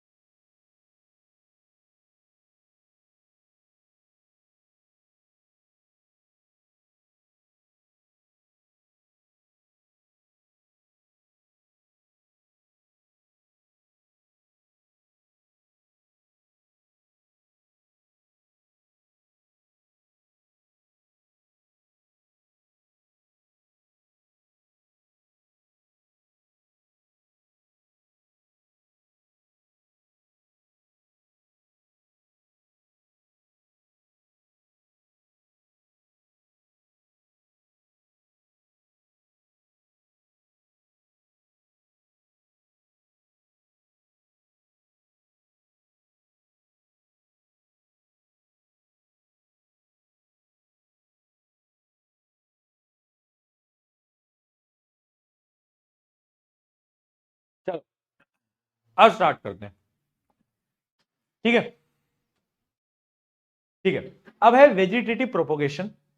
ये क्या होता है? देखो, ये भी एक प्रकार का एसेक्सुअल रिप्रोडक्शन ही है, बट ये प्लांट्स करते हैं। यानी प्लांट्स के जो नॉन रिप्रोडक्टिव पार्ट होते हैं उसकी मदद से रिप्रोडक्शन किया जाता है। समझाता हूं। प्लांट्स के ना दो पोर्शन होते हैं, एक होता है रिप्रोडक्टिव पार्ट प्लांट का, एक तो होता है रिप्रोडक्टिव पार्ट जो कि है फ्लावर। पुष्पा सुन के फ्लावर समझा था क्या? फायर है मैं। और एक होता है नॉन रिप्रोडक्टिव पार्ट जिसके अंदर आती है आपकी लीफ, उसके अलावा आती है आपकी रूट, उसके अलावा आती है आपकी शूट या फिर स्टेम। ठीक है, ये चीजें होती हैं। ये तीन पोर्शन होते हैं, नॉन रिप्रोडक्टिव, और फ्लावर होता है रिप्रोडक्टिव पार्ट। ठीक है जी। तो वेजिटेटिव प्रोपोगेशन क्या है? Producing of new plant from vegetative part. Vegetative part यानी non reproducing part like root, stem and leaves are called vegetative propagation। ठीक है जी। रिप्रोडक्टिव पार्ट कौन सा होता है, वेजिटेटिव पार्ट कौन सा होता है, बता चुका हूं। वेजिटेटिव पार्ट कुछ नहीं है, नॉन रिप्रोडक्टिव पार्ट को ही वेजिटेटिव पार्ट बोलते हैं। ठीक है जी, बहुत बढ़िया। अब आगे बढ़ते हैं। अब हम पहले देखते हैं नेचुरल वेजिटेशन क्या है। नेचुरल यानी जो कि प्लांट्स खुद करते हैं। तो तीन प्रकार से होती हैं, एक तो रूट से, एक स्टेम से, और एक पत्तियों से। ठीक है, तो अगर मैं बस आपको एग्जांपल याद रखने हैं, बाय स्टेम, अगर मैं स्टेम की बात करूं तो तुम्हारे घर में आलू आया, आलू आलू, अभी ट्रेंड भी एक चला था ना, आलू आलू आलू आलू, हाँ आलू आया, आलू। तो आलू में ना एक बड ग्रो करने लगता है, देखा? आलू की आंख आ जाती है कुछ टाइम में। अगर उस आलू को तुम कहीं गाड़ दोगे, उस आलू से एक नया पौधा आ जाएगा। वो किसका एग्जाम्पल है? नेचुरल वेजिटेटिव प्रोपोगेशन का, यानी स्टेम की मदद से एक नया ऑर्गेनिज्म, नया प्लांट आ गया। ठीक है, यानी एग्जाम्पल क्या है? Potato bud are present on potato which grows into new individual, यानी एक नए प्लांट में बन जाते हैं। ठीक है, अगला है रूट। रूट का एक एग्जांपल है स्वीट पोटैटो। अगर तुम वो देखते हो ना कार्टून, कार्टून में तुमने देखा है कि सारे लोग जापान के होते हैं, जापानीज कार्टून होते हैं, राइट? जापान में स्वीट पोटैटो बहुत खाते हैं, देखा है तुमने? नोट करा ये चीज को, है ना? एनीमे वगैरह में भी स्वीट पोटैटो बहुत खाते हैं। तो प्लांट्स लाइक स्वीट पोटैटो वो क्या करते हैं? वो रूट्स पे वेजिटेटिव प्रोपोगेशन कर सकते हैं by the help of root. Root have bud which detaches and give rise to new plant, यानी ये रूट की मदद से कर सकते हैं। और फिर आता है लीफ। अब लीफ का एग्जाम्पल बड़ा इंपॉर्टेंट है, वो तुम्हें याद रखना है। लीफ का एग्जाम्पल क्या है? एक प्लांट होता है ब्रायोफिलम। क्या होता है? ब्रायोफिलम। बस ये याद कर लो, एक कैलेंचो हटा दो, ब्रायोफिलम, ये याद कर लो। ब्रायोफिलम क्या होता है? ये आपको मैं डायग्राम दिखाता हूं।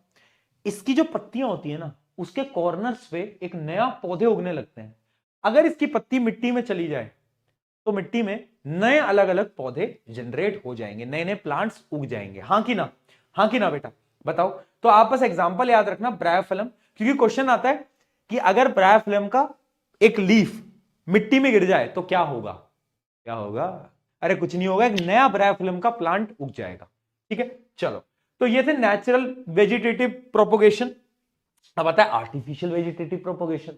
आर्टिफिशियल जो कि हम भी तो है। अरे आदमी को ना, एक तो इंसान को वो है, दिक्कतें हैं, उनको हर जगह इंटरफेयर करना है। तुम भी तो दूसरों के जीवन में इंटरफेयर करते हो, पता है तुम्हें? तुम में और बैंडेज में कोई फर्क नहीं रहा है। लोगों को जब चोट लगती है तो वो बैंडेज लगाते हैं, और उसके बाद जब उनका घाव भर जाता है तो उस बैंडेज को हाथ से हटा के फेंक देते हैं। तुम्हारी कहानी भी तो कहीं ना कहीं इमोशनल सपोर्ट, और जब हो गया तो, है ना? तो इसलिए लोगों की लाइफ में इंटरफेयर नहीं करना है हमें। भैया ये आप पढ़ाते पढ़ाते पर्सनल क्यों हो जाते हो यार? चलो, आर्टिफिशियल वेजिटेटिव प्रोपोगेशन वो है जो कि ह्यूमंस के इंटरवेंशन की वजह से नए प्लांट को उगाया जाता है, right? The technique where human create new plant from parts like stem, root and leaf. ठीक है, अब इसमें कुछ अलग अलग मेथड होते हैं, और सवाल आता है, बहुत बार सवाल पूछा गया है इंपॉर्टेंस ऑफ वेजिटेटिव प्रोपोगेशन के ऊपर, वो भी मैं आपको आगे बताऊंगा। लेकिन पहले मैं types of artificial vegetative propagation बता देता हूं। पहला है कटिंग। एक बड़ी प्यारी कहानी थी, मैं अपनी हर क्लास में सुनाता हूं। ये मेरी सभी लड़कियों से विनती है, बेटा अगर आए कोई लड़का आशिक और वो तुम्हें गुलाब का फूल दे, तो आपको अब से गुलाब का फूल मना नहीं करना है। तुम स्मार्ट हो चुके हो, यू आर बिजनेस वूमेन, तो तुम क्या करोगे? तुम फूल को तोड़ोगे और फूल हो गया, ले जा उसको भगा दो, फूल लेके भगा दो। और जो डंडी है रोज की उसको अपने पास रखना, घर आना, गार्डन में डंडी को लगाना, और उस एक डंडी से तुम गुलाब का एक पूरा का पूरा प्लांट उगा लोगे और बहुत सारे फ्लावर्स उगा लोगे, और फिर फ्लावर्स को बेच देना। पैसा है तो बड़ी बड़ी बड़ी बड़ी बातें, समझना ना, समझना। तो यानी यही होता है cutting process. The piece of stem और leaf is cut and planted into soil, जिससे कि नया प्लांट उग जाता है। ये होता है रोज में, हिबिस्कस में, इन दो में मेनली होता है। अगला प्रोसेस होता है ग्राफ्टिंग। ग्राफ्टिंग क्या है? क्राफ्टिंग नहीं है बेटा, ग्राफ्टिंग है, ग्राफ्टिंग। ग्राफ्टिंग बताओ क्या होता है? ग्राफ्टिंग में क्या होता है, एक प्लांट को काटा जाता है। मान लो एक प्लांट था जो कि उगा हुआ था, उसको बीच से काट दिया, उसको काट दिया। अब एक दूसरे प्लांट को अलग से लेकर आते हैं, इस पे जोड़ते हैं, इन दोनों को ऐसे बांध देते हैं, और फिर उसके बाद ये प्लांट उगने लगता है। यानी नीचे का पोर्शन किसी और का, ऊपर का पोर्शन किसी और का। ये जो नीचे का पोर्शन होता है इसको हम बोलते हैं स्टॉक। क्या बोलते हैं? स्टॉक, क्योंकि सारे न्यूट्रिएंट्स तो स्टॉक ही देगा। और जो ऊपर वाला है इसको हम बोलते हैं स्कियोन। क्या बोलते हैं? स्कियोन। इस प्रोसेस को हम बोलते हैं बेटा grafting. A branch of one plant is joined to another plant so that they grow together. अब इसका एग्जांपल है mango and apple. Mango and apple में बहुत बार किया जाता है, एक बेस होता है किसी और पेड़ का, ऊपर दूसरा पेड़ लगाते हैं, है ना, और फिर वो प्लांट उग जाता है। ठीक है, इसको हम बोलते हैं ग्राफ्टिंग। ठीक है जी, याद रखना, ऊपर वाला पार्ट स्कियोन, नीचे वाला पार्ट स्टॉक। कैसे याद करोगे? स्टॉक, स्टॉक क्या होता है? बोलते हैं ना हम कि स्टॉक में आ गया माल, वापस आ गया स्टॉक में। तो स्टॉक क्या है? नीचे वाला पोर्शन ना भाई, स्टॉक हमेशा नीचे वाला, ऐसे याद करेंगे। अगला आता है क्या? लेयरिंग। अगला आता है ग्राफ्टिंग, फिर क्यों आ गया भाई लेयरिंग? लेयरिंग क्या होता है?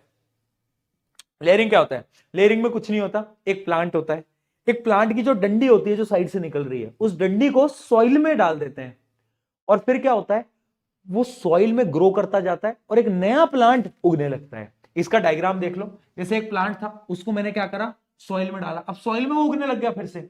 अब बाद में मैं इसको यहां से काट दूंगा, यहां से मैं इसको काट दूंगा, और ये प्लांट अलग हो गया, ये अलग हो गया, तो एक से दो प्लांट बन गए। इसको हम बोलते हैं लेयरिंग। ठीक है, the stem is bent to the ground, covered with soil and allowed to form root. Root बनने लगी, while still attaches to parent plant, one rooted is separated to grow independently।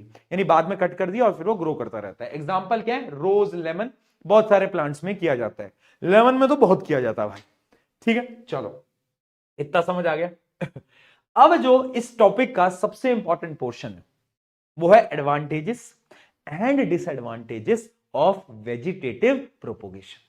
What are the advantage, what are the disadvantage? Advantage बहुत simple है यार, एक plant है, उस plant की मदद से तुम दूसरा प्लांट उगा रहे हो, तो एक तो प्रोसेस फास्ट है कि नहीं? अरे है। अरे तुम एक बीज डालोगे, बीज में प्लांट उगाओगे, तो पहला तो ये प्रोसेस फास्ट है। दूसरा, इससे जो प्लांट बनते हैं ना वो जेनेटिकली सिमिलर होते हैं, क्योंकि हम उसी प्लांट से दूसरा प्लांट उगा रहे हैं। मान लो एक ट्री था रोज, उस रोज की डंडी से मैंने दूसरा रोज का फ्लावर उगाया, प्लांट उगाया, तो वो दोनों जेनेटिकली सिमिलर रहेंगे। तो कुछ इंपॉर्टेंस देखते हैं। It is quick, easy and cheap method, पहला तो। दूसरा, genetically identical plant, same plant बनते हैं। अगला, plant produced by this method have high survival rate. क्यों? देखो, मान लो एक हेल्दी प्लांट है, उस हेल्दी प्लांट से मैंने एक नए प्लांट को, है ना, उसकी स्टेम ली, उसकी स्टेम लगा दी, वो हेल्दी प्लांट था, तो अब जो नया प्लांट होगा उसकी सर्वाइवल रेट भी 100% होगी, क्योंकि बना तो उसी से ही है, जेनेटिकली सिमिलर है। तो एक तो सर्वाइवल रेट बढ़ गई। अगला, desired characteristics of the plant can be obtained. यानी अगर तुम्हें एग्जांपल याद हो, मैंगो और एप्पल के ट्री में मैंने दोनों को जोड़ के अपने हिसाब से एक प्लांट बना लिया, एक ट्री बना लिया, यानी मैं अपने हिसाब से, अपने कैरेक्टरिस्टिक्स के हिसाब से एक नया प्लांट उगा सकता हूं। ठीक है, it helps in producing disease free plant. अगर पेरेंट प्लांट में कोई डिसीज नहीं है तो जो नया प्लांट उग रहा है, जो कि उसी में से उग रहा है, क्या उसमें कोई डिसीज होगा? नहीं, तो इससे डिसीज फ्री प्लांट भी बनते हैं। Last, some plant that do not produce viable seed और take a long time to mature can be propagated easily. देखो, कुछ ऐसे प्लांट्स होते हैं जो कि बीज देते ही नहीं है, जो बीज नहीं देते, they do not provide seeds, है ना, और जो सीड्स देते हैं वो उग नहीं पाते, जिनमें बहुत टाइम लगता है, तो उनको हम इस मेथड से जल्दी ग्रो कर सकते हैं। तो दीज आर दी 6 मेथड जो कि आपको याद रखने होंगे। 6 एडवांटेजेस है, इंपॉर्टेंट है, डबल स्टार लगा लो, डबल स्टार लगा लो। चलो बहुत बढ़िया। अब क्या इसकी डिसएडवांटेज भी है? देखो जो एडवांटेज है वही डिसएडवांटेज है। मैंने क्या बताया, प्लांट्स बन रहे हैं जेनेटिकली सिमिलर।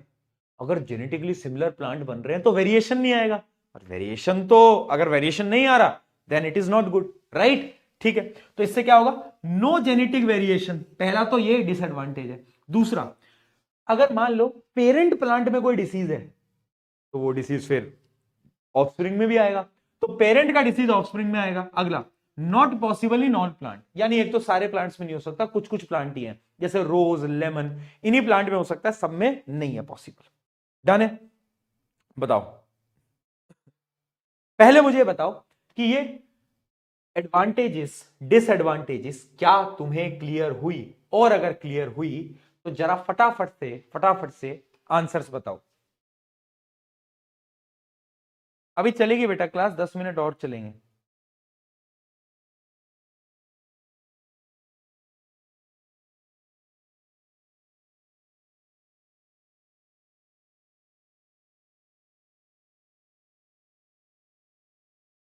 तुम लोग इतनी जल्दी हार कैसे मान जाते हो यार?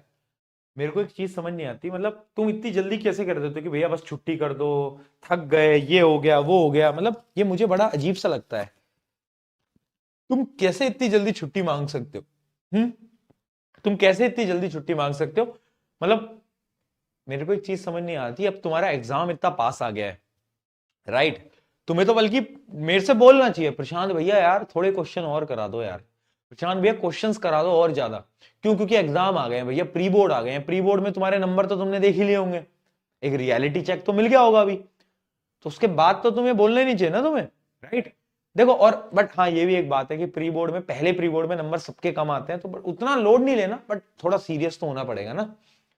Plant like rose and banana have lost the capacity to produce, तो plant like rose and banana have lost the capacity to produce, क्या क्या प्रोड्यूस नहीं कर पाते? फ्लावर्स, बर्ड्स, सीड्स या फ्रूट। तो जो सीड्स होते हैं ना वो रोज और बनाना नहीं प्रोड्यूस कर पाते, इसी वजह से इनको वेजिटेटिव प्रोपोगेशन से ग्रो किया जाता है। Which one of the following statement is not correct for the plant raised by vegetative propagation? Vegetative propagation के लिए कौन सा सही नहीं है? ठीक है, can bear flower and fruit earlier than those produced from seed. दूसरा, those plant that have lost capacity to produce seed can be grown. ये तो सही स्टेटमेंट हो गई। As compared to the parent plant, vegetatively propagated plant show more variation. है ऐसा कुछ है? अरे ये तो गलत है, अरे ये तो गलत है भाई, अरे ये तो गलत है। हाँ ठीक है, पहला भी स्टेटमेंट सही है, can bear flowers and fruit earlier than those produce from seed, जो सीड से उगते हैं उनको टाइम लगता है, ये जल्दी हो जाते हैं, तो इसका आंसर भी सी है। चलो, all India lockdown was announced throughout the country in March 2020, ये थोड़ा स्टेटमेंट वाला क्वेश्चन है, हम डायरेक्टली आते हैं। Which part of the money plant did Megha use to propagate money plant? Megha ने क्या करा? मनी प्लांट उगाया, पर मनी प्लांट का एक पार्ट कट करके उगाया, तो मनी प्लांट का कौन सा पार्ट उसने कट करा होगा? बताओ। उसने उसकी स्टेम कट करी होगी, उसको लगाया होगा, एक नया मनी प्लांट बन गया होगा। उस प्रोसेस को क्या बोलते हैं? उसको बोलते हैं vegetative propagation. Can you grow people और नीम बाय दिस मेथड? क्या आप पीपल या फिर नीम को इससे ग्रो कर सकते हो? खुद बताओगे, क्या लगता है तुम्हें? कैन यू ग्रो पीपल और नीम, कहा गया पीपल और नीम बाय दिस मेथड? सोचो, यस और नो में आंसर दो। अगला, which part of the plant you would use to grow the following parts? कौन से पार्ट को तुम यूज करोगे अगर तुम्हें पीपल या नीम को ग्रो करना है तो? ठीक है, फॉलोइंग पार्ट्स, अच्छा, अलग अलग पार्ट्स दे रखे हैं, अलग प्लांट्स दे रखे हैं, इन प्लांट्स के लिए तुम्हें बताना है किस पार्ट को तुम यूज करोगे। पीपल और नीम को बेटा वेजिटेटिव प्रोपोगेशन से ग्रो नहीं कर सकते, उसका आंसर नो रहेगा। लेकिन ब्रायोफिल्म को कैसे ग्रो करोगे? ब्रायोफिल्म की लीव्स की मदद से, लीव्स की मदद से ब्रायोफिल्म को तुम ग्रो कर सकते हो। ठीक है, पोटैटो को किसको करोगे? पोटैटो को किसकी मदद से करोगे बताओ? बताया था, स्टेम की मदद से। अच्छा, दहिलिया को किसकी मदद से करोगे, या अनियन को किसकी मदद से करोगे? ये भी एग्जांपल मैंने दिखाए थे। स्वीट पोटैटो तो बाय रूट है, तुम ये बताओगे दहिलिया और अनियन, ये तुम्हारा होमवर्क भी है, ये तुम सर्च करोगे, इनकी वेजिटेटिव प्रोपोगेशन कैसे होगी, इनकी वेजिटेटिव प्रोपोगेशन कैसी होगी। चलो, और लास्ट में पूछा है is there any disadvantages of growing by this method? तो हाँ, डिसएडवांटेज है, वेरिएशन नहीं होते, पहली बात। दूसरी बात क्या थी? अरे बोलो, अगर पेरेंट में डिसीज है तो नेक्स्ट जनरेशन में सेपरेट हो जाते हैं। चलिए, list 2 advantages of practising vegetative propagation लिख के आ सकते हो। Select 2 plant raised by this method for the list given below. आपको 2 प्लांट्स को सेलेक्ट करना है जो कि ये मेथड कर सकते हैं। बनाना, ग्राम, पी, रोज, टोमेटो। एक तो रोज है, वो तो देखते से पता चल गया। दूसरा मुझे बताओ कौन सा लग रहा है तुम्हें? दूसरा होगा बनाना। क्यों? क्योंकि बनाना भी बेटा सीड प्रोड्यूस नहीं करता। ओके जी, चलो, आई गेस सारी चीजें हो गई हैं। अच्छा, एक क्वेश्चन बच रहा है। What happens when you accidentally planaria gets cut into many pieces? अगर प्लेनेरिया को काट दोगे तो जितने पोर्शन होंगे वो सारे पोर्शन नए ऑर्गेनिज्म को बना लेंगे, पहला पार्ट। दूसरा, bryophyllum leaf falls on the wait soil. अगर ब्रायोफिलम की लीफ गिर गई तो एक नया पौधा उग जाएगा भाई। On maturation of sporangia Rhizopus burst. अगर स्पोरेंजिया बड़ा हो गया और राइजोपस बर्स्ट होगा तो क्या होगा? स्पोर्स जो होंगे वो हर जगह सर्कुलेट हो जाएंगे और हर एक स्पोर से एक नया राइजोपस जनरेट हो जाएगा। ठीक है, ये बड़ा इंपॉर्टेंट क्वेश्चन है। मुझे ऐसा लगता है ऐसा सवाल आपके पेपर में, कुछ मिलता जुलता सवाल ऐसा आपके पेपर में 2026 बोर्ड में फंस सकता है। चल, डन। तो ये हो गए सारे के सारे हमारे topics of A sexual reproduction. Sexual reproduction वैसे हम कल पढ़ेंगे, बट मैं बस एक थोड़ा सा बेस बना रहा हूं कल के लिए ताकि हमारे लिए आसानी रहे, क्योंकि कल हमें प्लांट्स भी पढ़ना है, ह्यूमंस भी पढ़ना है। तो एक बेस मैं बना रहा हूं, ठीक है? एक बेस में बनाना चाहता हूं बेटा, बस ज्यादा टाइम नहीं ले रहा हूं।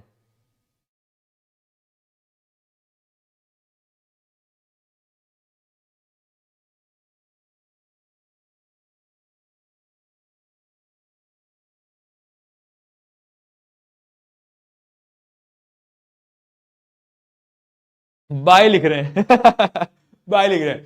देखो, सेक्सुअल रिप्रोडक्शन क्या है? जिसमें 2 पेरेंट इन्वॉल्व रहते हैं। याद रखना, यहां पे गैमीट फॉर्मेशन होता है। क्या होता है? गैमीट फॉर्मेशन है, ठीक है? वेरिएशन होते हैं। मैं बस एक बेस बनाना चाहता हूं कि सेक्सुअल रिप्रोडक्शन आप आगे पढ़ोगे ना तो होता कैसे, कुछ प्रोसेस है, बस उतना समझ लो, फिर मैं छुट्टी कर दूंगा। पहला, मेल से आता है मेल गैमिट, फीमेल से आता है फीमेल गैमिट, ठीक है? Female gamete.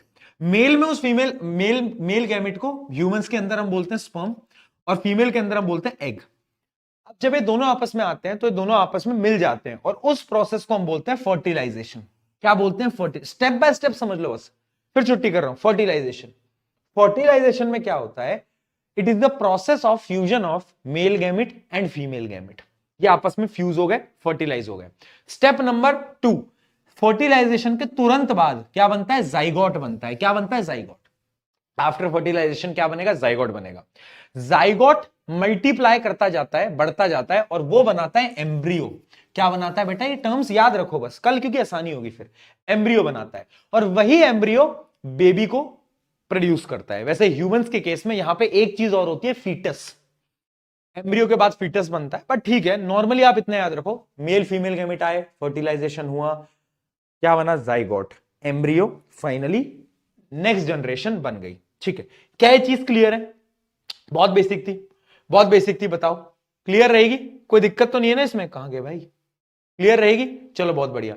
और ये एडवांटेजेस ये मैं आपको ऐसा बता चुका हूं, बस एक बार रीड कर लेना है सारी एडवांटेजेस। सेक्सुअल रिप्रोडक्शन में वेरिएशन होता है, वेरिएशन से एवोल्यूशन होता है, so it is very important कि सेक्सुअल रिप्रोडक्शन से सर्वाइविंग रेट बढ़ जाती है। तो ये वही कुछ इंपॉर्टेंस है जो कि मैं आपको ऑलरेडी बता चुका हूं, इसको रीड जरूर कर लेना एक बार। चलो, तो कल की क्लास में हम शुरू करेंगे सेक्सुअल रिप्रोडक्शन ऑफ फ्लावर से। फ्लावर, यस, कल हम फ्लावर से स्टार्ट करेंगे। आज के लिए आज की सभा इतनी ही रहेगी, ठीक है जी? क्लियर है? बताओ, डन है? क्या स्टोरी टाइम? अच्छा, जेई वाली स्टोरी। मैं तुम्हें ये बता रहा था कि बात ऐसी थी बेटा, जब मैं अपनी 11th क्लास में आया था ना, मैं अपनी 11th क्लास में आया था, तो जैसे ही मेरे बोर्ड एग्जाम खत्म हुए थे तो मैंने सोचा था कि मैं जेई की कोचिंग ज्वाइन कर लूंगा। मैं तो चलो उस समय पे मैं एक छोटे शहर से आता हूं, तो और वो भी कितने साल पुरानी बात हो गई, तो तब कोई कोचिंग थी नहीं हमारे शहर में। तो मैंने कोचिंग देखी कि अच्छा इसका नाम है, इस कोचिंग का बहुत नाम था, तो मैंने उसको ज्वाइन कर लिया। पर जब मैं अंदर गया ना, तो मुझे कोचिंग की रियलिटी पता चली। क्या? कि यार वहां पे तो ना मेरे जैसे एवरेज बच्चों पे फोकस ही नहीं किया जाता। मैं रियलिटी बता रहा हूं तुमको, गाइड तो छोड़ो, फोकस ही नहीं किया जाता। मैं सच्चाई बता रहा हूं, ऑफलाइन ऑनलाइन ये दोनों जगह हो रहा है, दोनों जगहों की बात कर रहा हूं मैं। क्या होता था कि मैं क्लास में बैठा हूं, क्लास होती थी 100-150 बच्चों की, ऑफलाइन में 100-150 मिनिमम है, तुम कहीं पे भी जाओगे जेई नीट की कोचिंग में इतने बच्चे होंगे ही। अब उस क्लास में जो फ्रंट बैच के जो टॉपर होते हैं, जो उनको पता है, वहां के टीचर्स को पता है कि ये जो 5-7 बच्चे हैं ना, ये रैंक लाके देंगे, सारे सवाल उनसे पूछे जा रहे हैं, उनके हिसाब से पढ़ाया जा रहा है कि अच्छा इस चीज को पढ़ के आना। अगर हमें नहीं भी समझ आ रहा ना, तो एक बार रिपीट करते हैं, उसके बाद तो कोई नहीं, भाव ही नहीं देता। अगर आप शाम को डाउट क्लास में चले जाओगे, डाउट क्लास में सिर्फ उन टॉपर्स के साथ बैठ के डाउट सॉल्व हो रहे हैं, हम पे फोकस ही नहीं है। देन आई रियलाइज कि यार ये तो मतलब मुझे ऐसा लगा कि यार ये क्या क्या चल रहा है। तो ऐसा एक्चुअली में होता है। अभी क्या है ना, अब 10th तक अगर तुम ऑनलाइन भी पढ़ रहे हो तो चलो, हम ऑनलाइन में हम हैं। ऑफलाइन में तुमने देखा होगा कि छोटी छोटी क्लासेस होती हैं, है ना, 40-50 बच्चे होते हैं, और ट्यूशन टीचर होते हैं, तो वो प्यार से पढ़ाते हैं, प्यार से तुम्हें समझ आता है। हम भी यहाँ पर बड़े प्यार से कि अरे यार तो ये ऐसे वैसे थोड़े जोक कर दिए, थोड़ा हंसी मजाक कर दिया, बट ये मिसिंग है ये चीज। ऐसा हम चाहते हैं कि हम ये चीज ला पाए, बट वही है ना कि थोड़ा देखो, हमें तो इन चीजों पर डर लगता है बहुत कि ये चीज करना हमारे लिए शायद पॉसिबल नहीं हो पाएगा। बट यस, ये अलग जॉनर है। मैं ये नहीं बोल रहा कि तुम चूज मत करना, बिल्कुल करना, हिम्मत के साथ करना। अगर इंटरेस्ट है ना साइंस में तो लेना, अगर कॉमर्स में इंटरेस्ट है बहुत बढ़िया, आर्ट्स में इंटरेस्ट है बहुत बढ़िया, बट अगर इंटरेस्ट है साइंस में तो बिल्कुल लेना। मैं ये नहीं कह रहा कि अरे यार तुम पढ़ ही नहीं पाओगे, बिल्कुल चूज करना, लेकिन हिम्मत के साथ जाना। ठीक है, हिम्मत के साथ जाना, वो बहुत इंपॉर्टेंट है, राइट। तो ऐसी छोटी छोटी चीजें जो कि हमने भी उस टाइम पे रियलाइज करी। तो जब 11 स्टार्ट हुई ना, तो पता ही नहीं चलता कि भाई क्या चल रहा है, कुछ समझ नहीं आ रहा है। एक तो मैंने थोड़ा लेट भी ज्वाइन करा था, तो कुछ समझ नहीं आता, कुछ भी। आधा साल कहां निकल गया पता ही नहीं चलता, सितंबर आ गया, मैं सोच रहा हूं कुछ नहीं हो रहा है। तो ये लाइफ साइकिल है। देन फिर 12th आई, 12th में लगा कि नहीं यार अब थोड़ा करना पड़ेगा, फिर वहां से मेहनत करी, एंड देन पूरी चीजें बदलती गई, मेहनत करते गए, एफर्ट्स लगाते गए। आईआईटी जेई का एग्जाम करा, क्लियर हुआ, क्लियर जेई का एग्जाम करा है क्लियर। तो ये वो होता है कि 11 टफ रहती है, 12th में मेहनत करनी पड़ती है, बहुत मेहनत करनी पड़ती है, और हमने करी है, मेहनत बहुत करी है यार, मुझे पता है ना, मुझे पता है बात। ठीक है, यस यस। चलो, इसी के साथ आज की इस क्लास को करते हैं समाप्त। See you, love you all, love you all. मिलते हैं कल, कल मिलते हैं, है ना। कल तो बहुत ही जरूरी टॉपिक पढ़ाना है। कैसे पढ़ाऊंगा मैं यार, तुम हंसते रहते हो यार, पढ़ लेना प्लीज दोस्त। एक कर, bye bye, same time same जगह, see you all 8:30, bye bye.